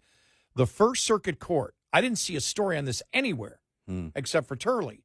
He's got the court documents here, but the First Circuit just held that parents have no right to know about their 11-year-old changing gender in school. This unwritten policy was viewed as overriding parental rights. The decision is defended as a reflection of our pluralistic society. The court wrote, our pluralistic society assigns those curricular and administrative decisions to the expertise of school officials charged with the responsibility of educating children. And then he writes, there is no more cherished right than that citizens possess than raising their children. Yeah, Indeed, right. The right to raise one's children according to your own faith and values is a touchstone of freedom. Conversely, the subordination of such rights is a harbinger of state tyranny. True pluralism allows families with different norms and values to thrive. Public schools are effectively demanding that parents give up their rights to critical aspects of rearing their children as a condition for public education. It's a virtual slogan for school choice. Yeah.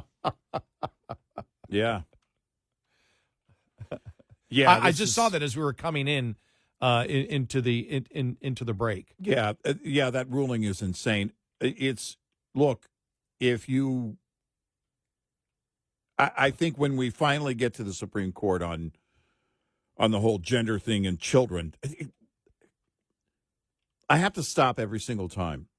It's so stupid we're having this conversation, and it's much far more stupider that we're having it on the legal level all the way to eventually, at one point, it will get to the highest court. But I think at the Supreme Court, I think there will be a very clear decision. I hope and pray there is. Children don't have the right. Okay, this is out of Massachusetts. It actually was 6 days ago. Why didn't I see this? Since 2012, Massachusetts law had prohibited discrimination based on gender identity, including education. The Massachusetts Department of Education has longstanding guidance in place instructing schools to use students' preferred names and pronouns. This week, in Foote versus the Ludfolk School Committee, the First Circuit Court of Appeals decided whether a school policy that followed this state law and DOE guidance violates parents' constitutional rights in directing the upbringing of their child. The school won. That's not going to last long. No. Yeah, that's not going to last long. No. I don't see that holding up. Yep. Just amazing. These judges are crazy. Yeah, That's why they put that. That's why we have said, Republicans need to be tougher on these justices. Look, it was the same thing. I would have, when we Justice Jackson, for example. When she couldn't identify what a woman is. Right. That should have disqualified her. Right. Right there. Right. And every Democrat knows that. Right. There's because how can you make it how can you make a ruling? Right. How can you on rule any case regarding women? Right. Any case that relates to a woman. Right. How can you make a judgment if you can't identify what a woman is? Now we know she's lying. Right. And so as we said back then during her confirmation hearing, she either should be disqualified for lying or disqualified because she can't rule on any case that involves a woman. She either knows or she doesn't. Right. And if she does, and we believe she does, then she's lying. Under oath. That's a disqualifier. Yes.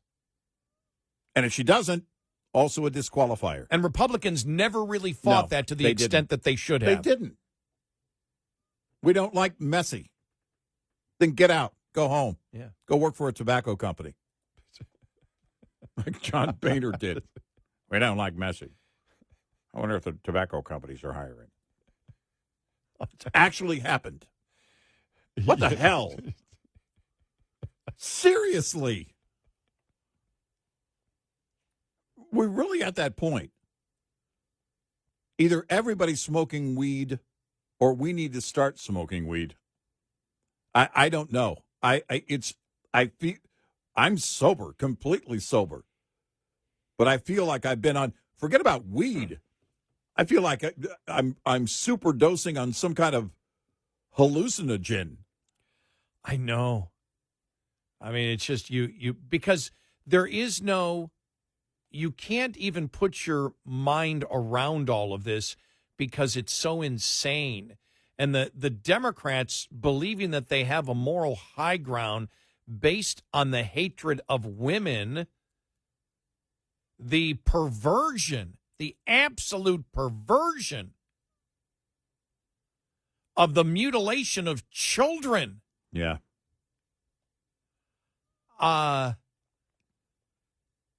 And continuing on that, this goes right into this. Catherine Herridge reporting on this, the interview that she did with Ethan Haim, Dr. Ethan Haim, if you remember that. He was a Texas Children's Hospital whistleblower. And what he did was the Texas Children's Hospital said, we are not doing minor surgeries. Right, yeah. We're not doing the mutilation of children. We're not doing it. He found out that they were. So he went and was a whistleblower to Christopher Rufo to let him know, the reporter, the independent reporter, works for City Journal and others, or writes in City Journal. I'm not really sure who he works for. He's quite independent. Rufo's the one that exposed the racism of critical race theory, which is why that has now gone. And Ibram X is gone. Everything he was involved in went bankrupt. That whole fraud.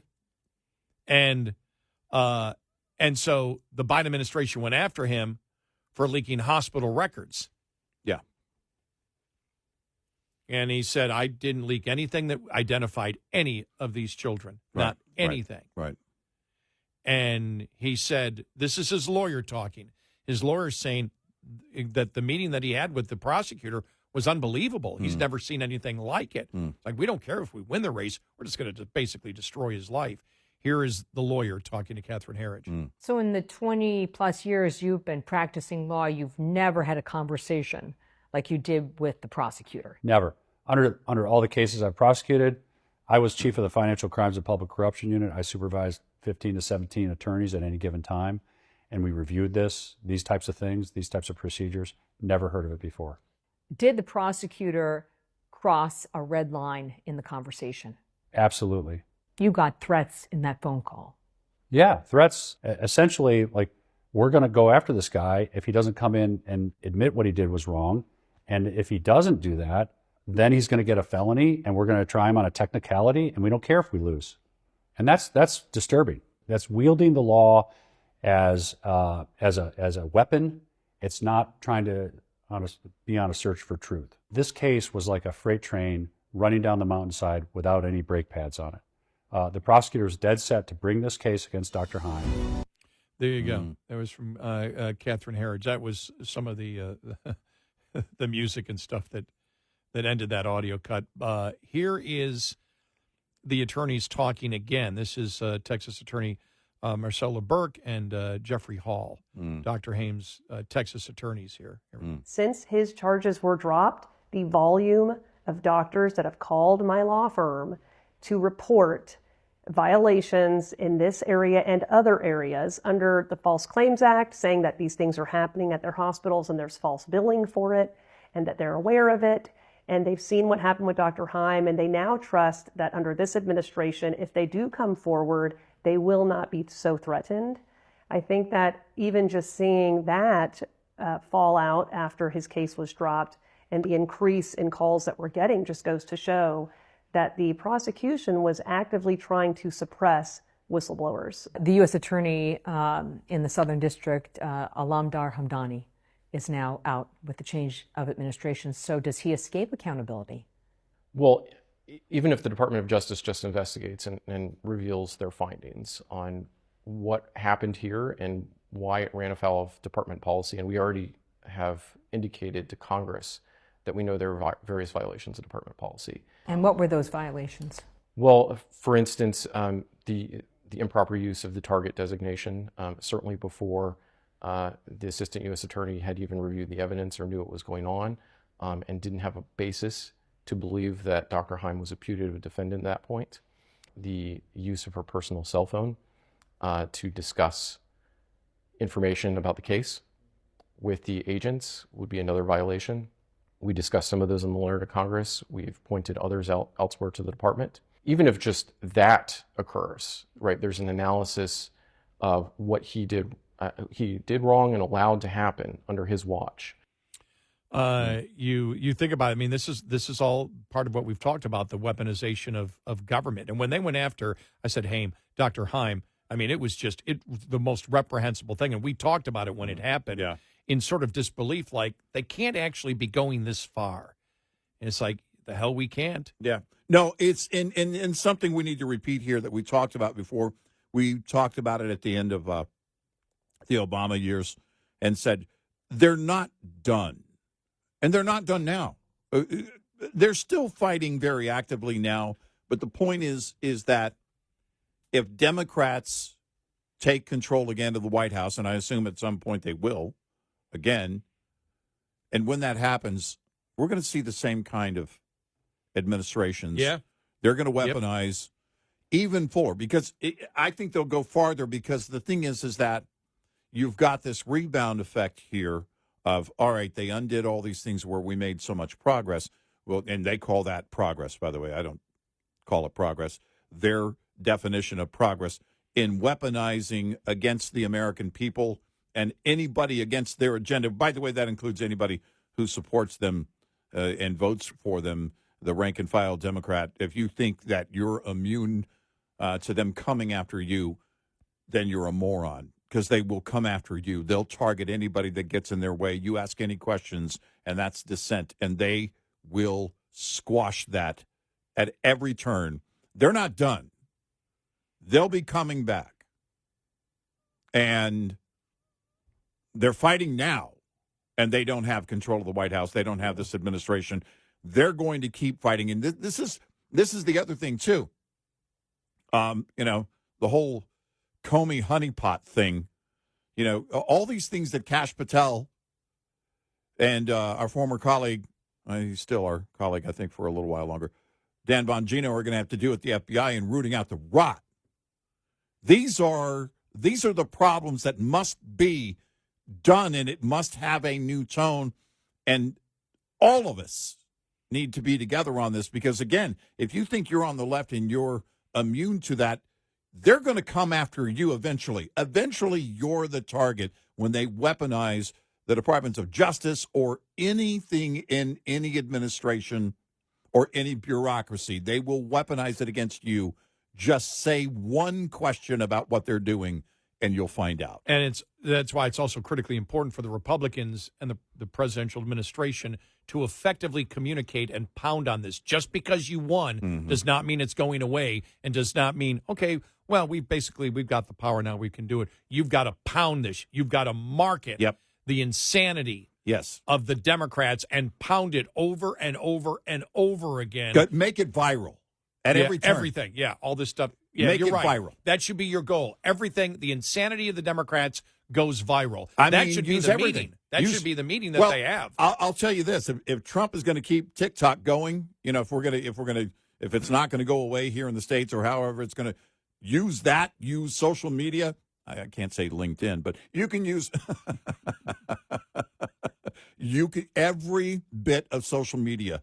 Make it go viral. These are the things that they're doing. They are real. And then a link in the description to more information. Every single turn, you cannot let up for a moment. 866-90-RED-EYE.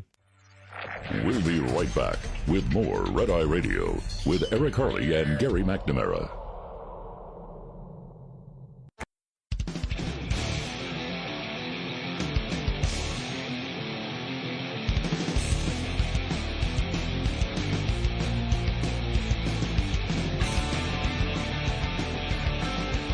It's Red Eye Radio. He is Eric Harley and I'm Gary McNamara. Welcome and good morning.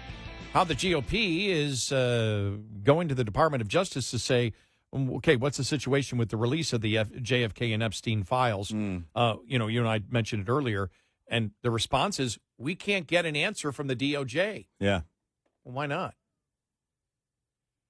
I mean, they said we can't get an answer, not even, we're working on it. Don't worry, we'll get back to you in a week.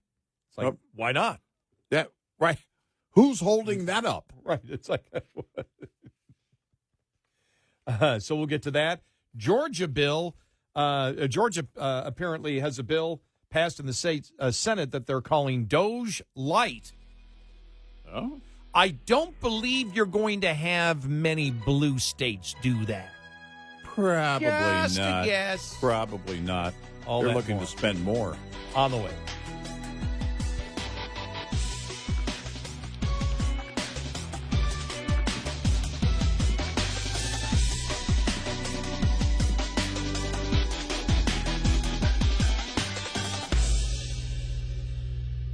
This is Red Eye Radio on Westwood One.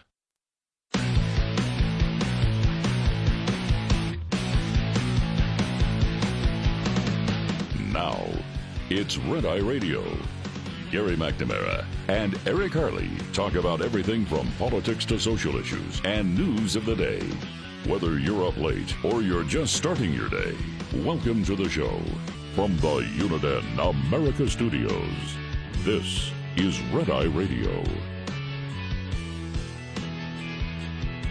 Here we are. All across America. So all day yesterday, I saw it on Fox. I saw it just on social media. The whole James Carville thing, that the Republicans will crash in 3 weeks. Yeah, right. And everybody was pointing out when Carville back in October listed his 3 reasons why Harris will win. Yeah, right. Yeah. That worked out for him. Real well. Yeah. Well, remember, he is a strategist. Oh, yeah, well, he knows. He knows like nobody else knows. And going back to what he wrote, the biggest reason Mr. Trump will lose is that the whole Republican Party has been on a losing streak since Mr. Trump took over. See 2018, the largest House landslide for Democrats in a midterm election since Watergate. See 2020, he was decisively bucked from the White House by Joe Biden. See 2022, an embarrassment of the midterm for Republicans off the heel of Dobbs. The strategists pointed to the Democrats' success in special elections. By the way, the Republicans won a special election last night for Congress in Connecticut, and over the margin that Trump won by, way over the margin of what Trump won by. Okay. The strategists, Carville, they're talking about, pointed to Democrat success in special elections and argued that Trump has not learned from his electoral losses nor done the necessary work to assemble a broad election coalition in 2024. Well, yeah.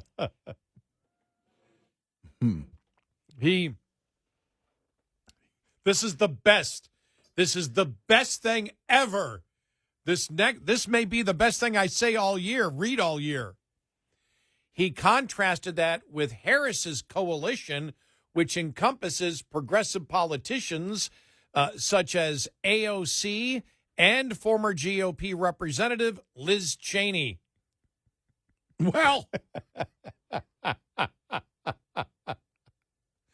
this is shaping up to be a record turnout election, which it was not.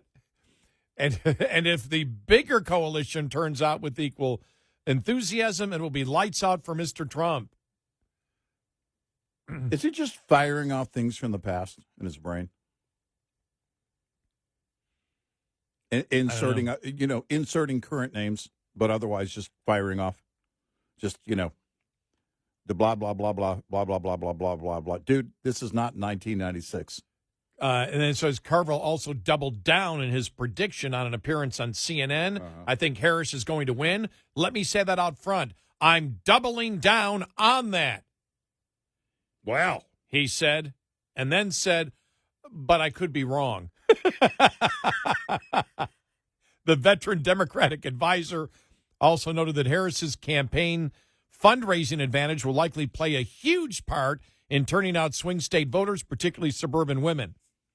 The Democrat nominee's campaign raised almost $360 million in September and more than $1 billion since joining the White House race in late July after President Biden stepped aside.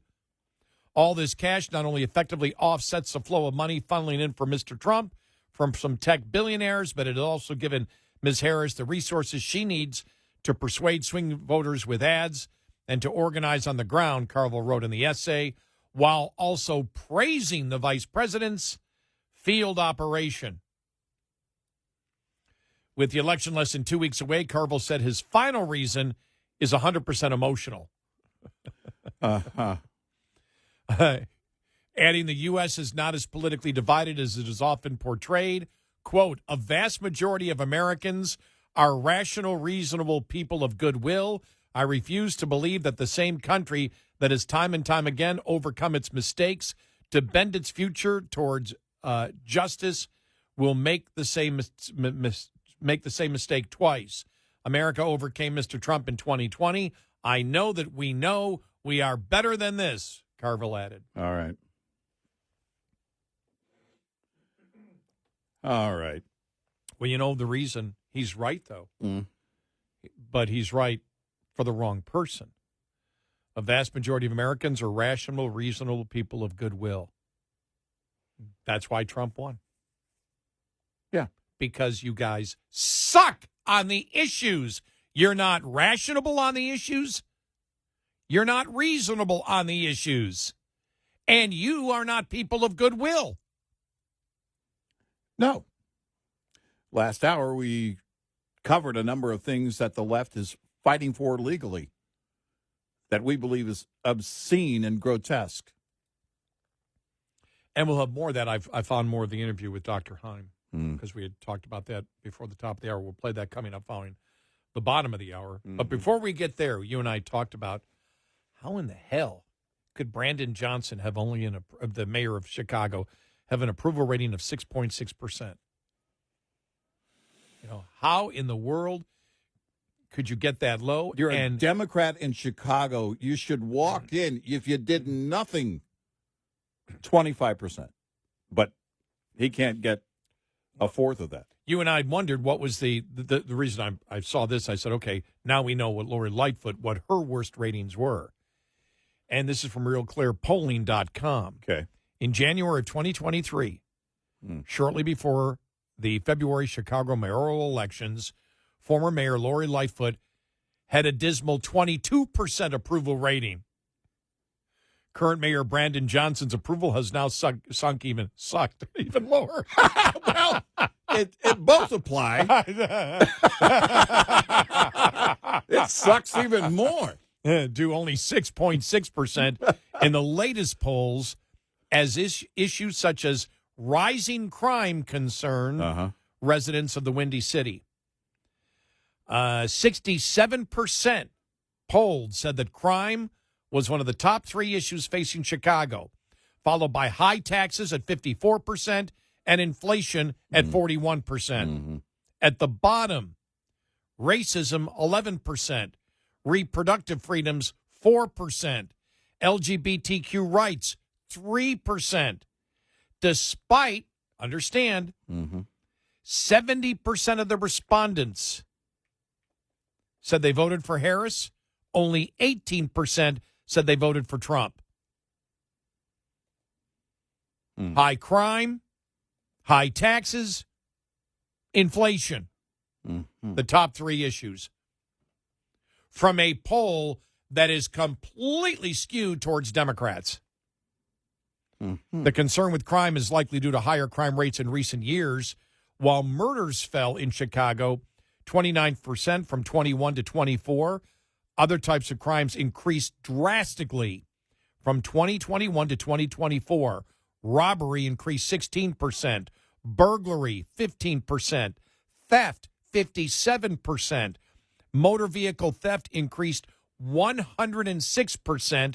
Overall, the number of 7 major felony offenses, murder, rape, robbery, assault, burglary, grand larceny, and grand larceny of a motor vehicle was up 44%.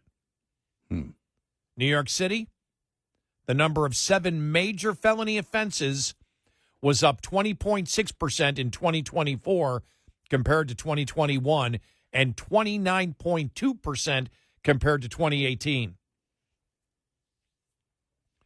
They said despite the FBI Unified Crime Report indicating the crime nationwide is trending down post-pandemic, in cities like Chicago and New York, it is on the rise, both in reality and in the public consciousness. Well, if it is in reality, it would be too. Yeah, right.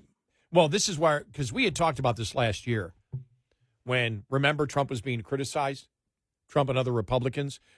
Crime is down nationwide. Crime is down nationwide. We're not talking nationwide. No. We're talking in specific cities, and we're talking in specific, very liberal cities that were some of the leaders in promoting defund the police. Yeah.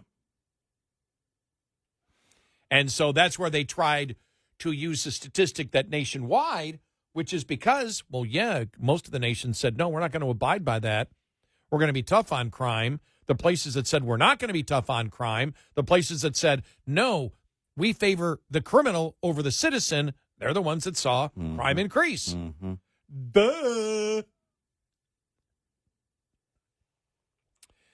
But the poll examined the favorability rating of Mayor Brandon Johnson. 80% unfavorable. That's almost half. 6.6% favorable.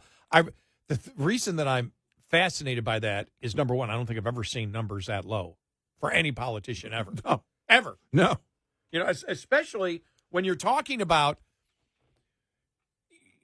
that you could see it if you look on a national scale. You know, 90, Trump only has a 6.6 approval rating with Democrats. You could buy that. But then there's Republicans and independents. And so the favorability rating would be higher, would be around 50%. And you would expect that from Democrats. Right. This is 70% of the people polled were Democrats here. And you have a 6.6%. I don't think I've ever seen anything like that. I really haven't. And then the question that I wonder is, how much do Democrats have to take before they finally say it's time to give a Republican a chance? Think about this. We got to get rid of Lori Lightfoot. She's horrible. Nothing could be worse than her. Brandon Johnson, hold my huge beer. Or bong. It's a put down the bong. Whatever he's doing. It's really telling. But is that the implosion? Because, okay. All right. Here's a question. What do you do to improve? It's Chicago, right? It's not going to be a hardline conservative come in and run for mayor and win. Yes. But when's the mayoral race? Is it next year? I don't know. I mean, they have other candidates in there, but none of the candidates have declared. Well, given the numbers, there may be a special 2027. 2027. That's right. I saw it because I saw a story about the person who may challenge Mayor Brandon. By the way, with his numbers, there may be a special election coming soon. 2027? Oh, yeah. Whoa. Hey, to our friends in Chicago, good luck. For our friends listening, they're not the ones who vote for the left anyway. For everybody in Chicago or the Chicago area under Johnson, they are building a new development just south of me with 15,000 new homes. Yeah. Homes in my city. Come on to Texas. Come on, y'all. Yes. We'd love to have you. But don't vote Democrat, though. Yeah. No Democrats. We're full with Democrats. We have our limit. It's yes. I know. State Constitution. I know. I have Representative Crockett. Yeah, exactly. Yeah. God, she is so dumb. Well, I think this question applies here in Chicago. Who do you get? It's going to be a liberal. But who's that going to be? Because it's on the issues, right? How is it not on the issues? It's on crime. It's on crime. And it's on inflation. Mm-hmm. And what was the other one? Well, illegal immigration for a while. Oh, high taxes. High taxes. But illegal immigration for a while when they were, housing illegal immigrants. And I don't know how much that impacted his numbers. But a number of things these are all left issues. Who would run for mayor that would come in and be different? A moderate? Well, no, I don't think so. I could be wrong. I don't think that's going to happen. I don't have confidence. Chicago's all of a sudden go, we need to come more to the center. No. So what personality can BS us now? Yeah. We like that guy's BSing us. Well, they went from Lightfoot to Mayor Brandon. Well, remember, it's like anybody would be better than her. Wrong.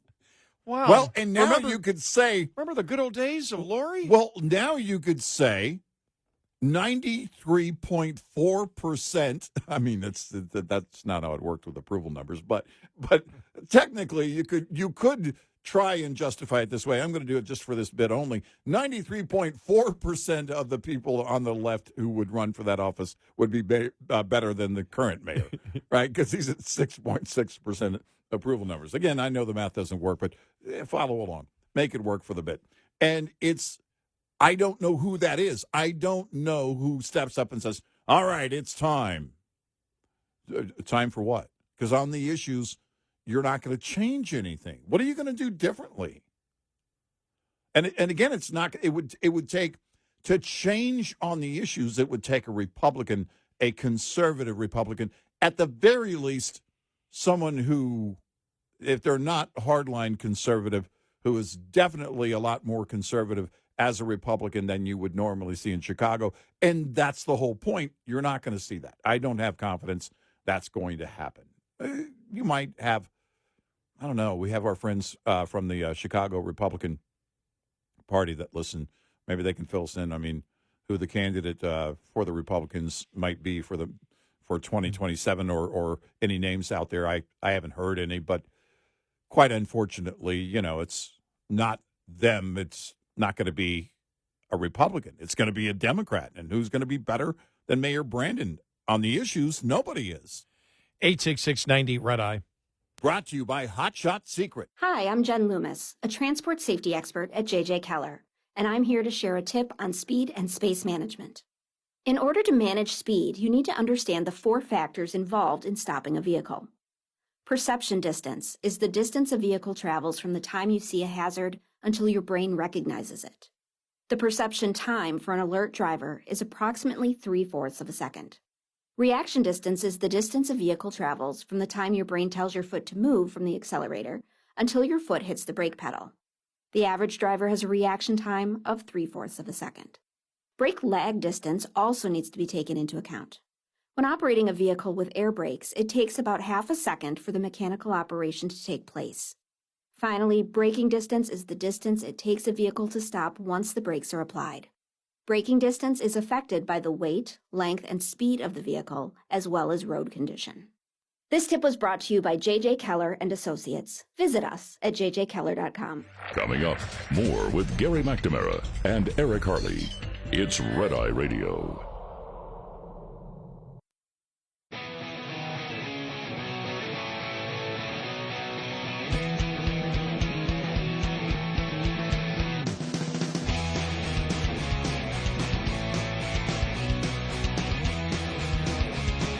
It's Red Eye Radio. He's Eric Harley, and I'm Gary McNamara.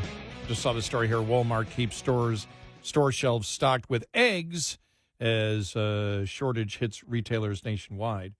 Well, how do you do it? Well, you raise the price. Yeah, right.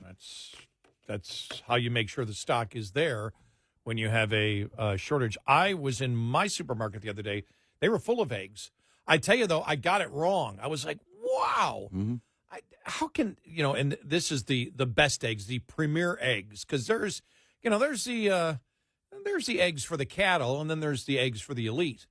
And the most expensive eggs, I was looking, $8 something a dozen, and I realized that was 18 eggs, not 12. 12 was like $5.60 or something. Yeah, I don't know what I paid.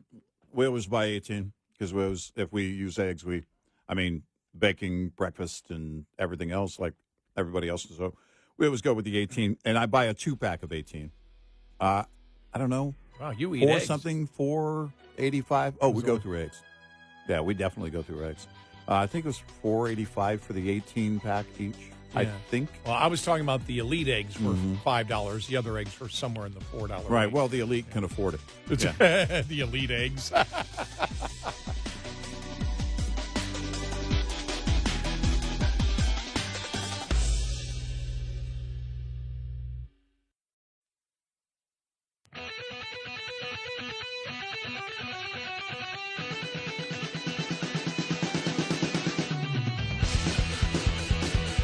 Catch all 5 hours of the show live every night on the Red Eye Radio app. Available in the App Store.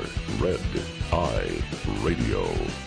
And he is Eric Harley, and I'm Gary McNamara. Welcome and good morning. Thanks so much for being here. Last hour we were talking about the entire case of Dr. Heim here in Texas that the Biden administration went after. Because he was a whistleblower. He was a whistleblower because the Texas Children's Hospital said that, the rule was we will do no mutilation of children here. Right. And he caught them doing it. Yeah. So he was a whistleblower. And he gave out the information that it was happening. Well, the Biden administration went after him. And as we played his lawyers earlier, his one lawyer said, the criminal lawyer said, I've never seen this before. And he's worked, the criminal lawyer worked in, as a government prosecutor. Because I've never seen this before. He said they knew they had nothing. They said, we don't care.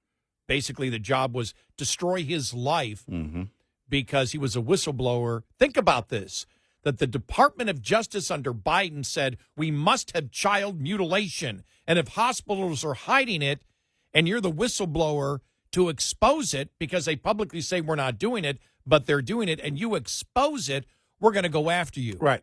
And they went after him saying, well, you leaked hospital records. He goes, there's no identifying. No. There's nothing identifying as to who those children were at all. None of it. And so when Trump won, the Department of Justice dropped the charges. Now the lawyers are talking. Catherine Herridge, formerly of Fox and then CBS, now independent, did the interview with the lawyers and also Dr. Hyman and his wife. We played the lawyers last hour because it really is shocking when you think about it. Think about this. The hospital said, we're not doing it. We're not doing it. Mm-hmm. And now what they're finding out, as they said, the one lawyer said, now whistleblowers are coming from all over the place saying these hospitals are saying they're not doing it, and they are. And more whistleblowers are coming out because of it. And think about it. The Biden administration said we have to keep secret that we're mutilating children. Yep. But here's some comments from Dr. Hyman, his wife, where he starts out saying, I was willing to go to jail. I don't know why Catherine Herridge is putting light music behind it, but this is all we have for it. But it's worth it. Believe me. Here we go. I was willing to go to jail if this judge was going to throw me in jail. But the whole world would have to see what he was doing. Was the Biden Justice Department weaponized against you and your family?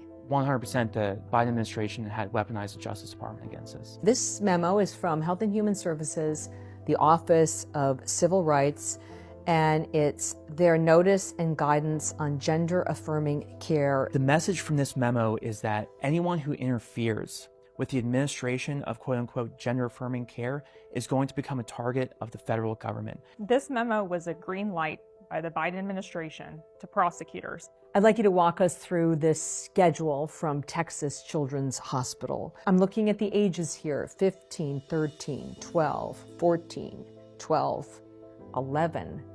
I spent a lot of time taking care of these sick kids at Texas Children's Hospital. But in the same operating rooms, I find out that they're taking perfectly healthy children, right?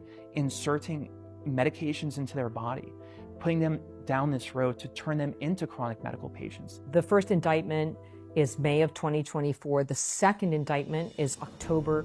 The third indictment is November. This is absolutely speaking to the fact that this prosecution, they were trying any way that they could to manufacture an indictment out of non-existent law. They were going to do anything possible to make me pay for what I did.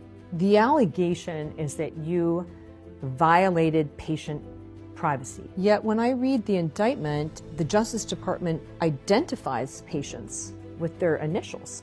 So who's violating patient privacy here? I think there's a strong argument to make that it was the DOJ. Was X a lifeline? First of all, there's no whistleblowing without X. The only reason I blew the whistle is because I believed that people would hear this story. It was because they were trying to crush us that we worked so hard to let them not crush us. There you go. It's insane how far the left is willing to go. This is evil. This is the weaponization on every level. And when they said we're coming after your kids, they meant it. Yep. This wasn't a slippery slope that Gary and Eric were talking about years ago with the case in the California school where a girl was complaining about a man being in the restroom. We knew it would get to this point because how does it not? If you don't abandon that kind of evil thought and squash it immediately, then eventually it becomes what it is today. And they're willing to fight for it. They're fighting for it legally. States are fighting for it. They're fighting for this kind of thing. I've said all along, if you're going to take on the parents, you won't win. And, of course, that only includes the parents who are willing to fight. There are some parents who believe in this. But most parents don't. You take the situation in Maine going on right now, as we talked about the one representative who was censured, and now she cannot vote, she cannot speak, because she pointed out that the transgender player won, the championship or whatever. Yeah. The one biological male. Right. And she pointed it out, and they said, well, you took a picture, and now you identified who it is. And it's like, the public record already identified who the person was. Right. And there's nothing that says you can be censured for posting something on social media. Right. That's of public knowledge. Right. They don't care. They don't care. They want to punish you in whatever way possible if you will not agree with their utter perversions. Right. They really don't care. They just don't care. The misogyny, the hatred of women that they continue to promote is just absolutely reprehensible. We have the First Circuit Court of Appeals. Now, this is going to be overturned, that Boston case where they said, parents really don't have rights. We live in a pluralistic society, and so government needs to take over these things, and government needs to be in charge, and these are just the things that schools do. That your children don't belong to you. Yeah. I mean, just... and we weren't lying when we talked about indoctrination leading to this eventually, because that's the whole idea. Oh, no, don't worry about it. Don't worry. We'll feed them. We'll feed them breakfast. We'll feed them lunch. We'll give them an after-school snack. We'll take them during the summer. Hey, don't worry about it. Hey, by the way, those aren't your kids. And you have no place in the classroom. You have no place in the surgery room. Yeah. And that's why, in a way, you have to blow stuff up. Figuratively. This is... Make this clear. Why you have to go in and you have to carve out all the insanity in government. It's beyond scorched earth. Right. Yeah. You're going to make mistakes doing it, as the administration has made what I view as minor mistakes in doing it, but you have to do it because there's no other way. None. And if they are 20% successful, at least you're moving forward in the right direction. But while being 20% or 30% or 40% successful in your goals, you've got to market what you are doing and what the other side is against. Yep. And we've emphasized this on tonight's show to Republicans and to the administration. Don't sit there and say we've won. We don't have to market and pound the same 5 or 6 issues every single day. Right. Yes, you do. You do. You absolutely do. And you're going to hear some Republicans coming out with their whole reconciliation bill saying, well, the Trump's trying to do everything and we need to have Congress. Congress hasn't done a damn thing to stop it. Yeah. No. Nope. And if you say, well, we've tried, well, you've been unsuccessful. Either way, the result is the same. The rot inside the federal government, in law enforcement, in the intelligence agencies, in just across the board. You saw the NSA in the sex chat rooms. I've seen a few stories saying Tulsi Gabbard's already fired them. I've heard that they're going to be fired, whatever. But, I mean, that stuff that we brought you yesterday, I mean, you've got the nutcases have been running the government. The crazy nutcases. Sorry. You can't just say, well, we'd like to slice a little off the corner here. Right. Nope. You've got to go in and you've got to cut. You've got to get rid of it, and you've got to expose to the American public what's going on. And you need to market this as if the election is next week. Oh, yeah. Yeah. It's and the left is reacting on all this entire thing on cuts in general, on firing people. You're hurting people. You're being victim. You got to root out the rot. It's not just the bloat. It's not just overspending. It's also agenda items. And you cannot have anybody in any department, anywhere, that has been a part of any of this. All of this must be rooted out. And those people need to be gone from positions of power. Full stop. If we're not going to fight for our children, what the hell are we going to fight for? What are we going to do? We're trying isn't the answer. Get it done. Yeah. You don't stop until it's done. This is not scorched earth anymore. That's far in the past. This is beyond explanation, actually, because I can't tell you how perverted these people are.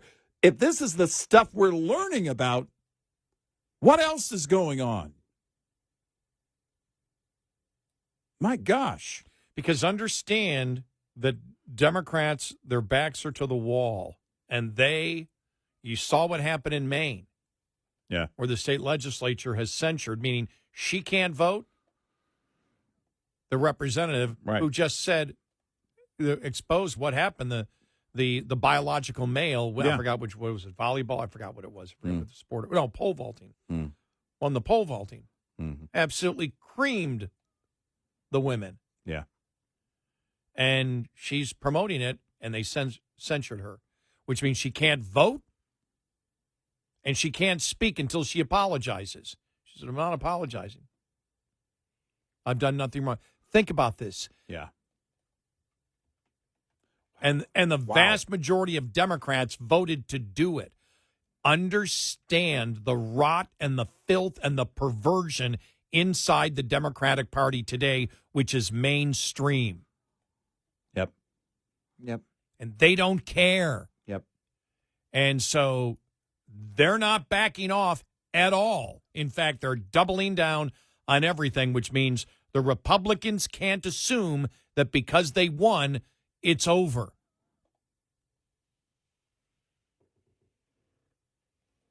No, you can't let your guard down on any of this anymore.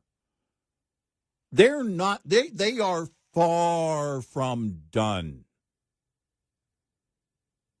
And keep in mind, they got tens and tens of millions of people to vote for them, in part on things like this. If we don't settle this now, if we don't fix this now, it won't ever be fixed, and God help us. Or if you don't get it moving in the right direction with the support of the American people. That's the biggest thing. That's the first thing you have to do. You have to change the hearts and minds. Right. And I believe they're with you on this. While you're moving forward with it. Yes. 866-90-RED-EYE. Lines open for your calls. 866-90-RED-EYE on Red Eye Radio.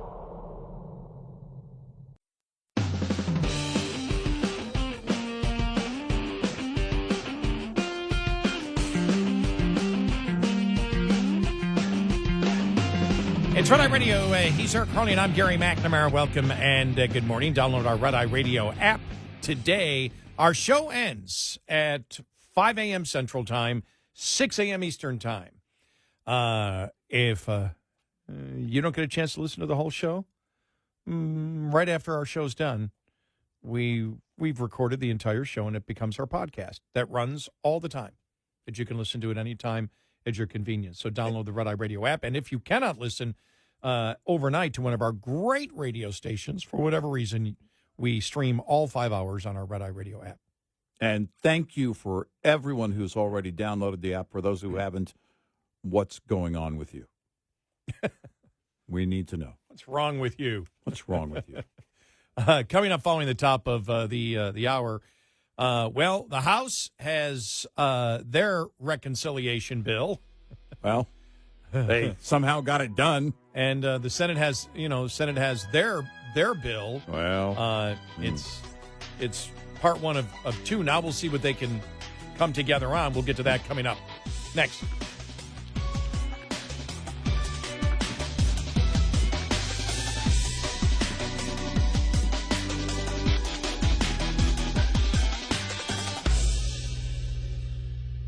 This is Red Eye Radio on Westwood One.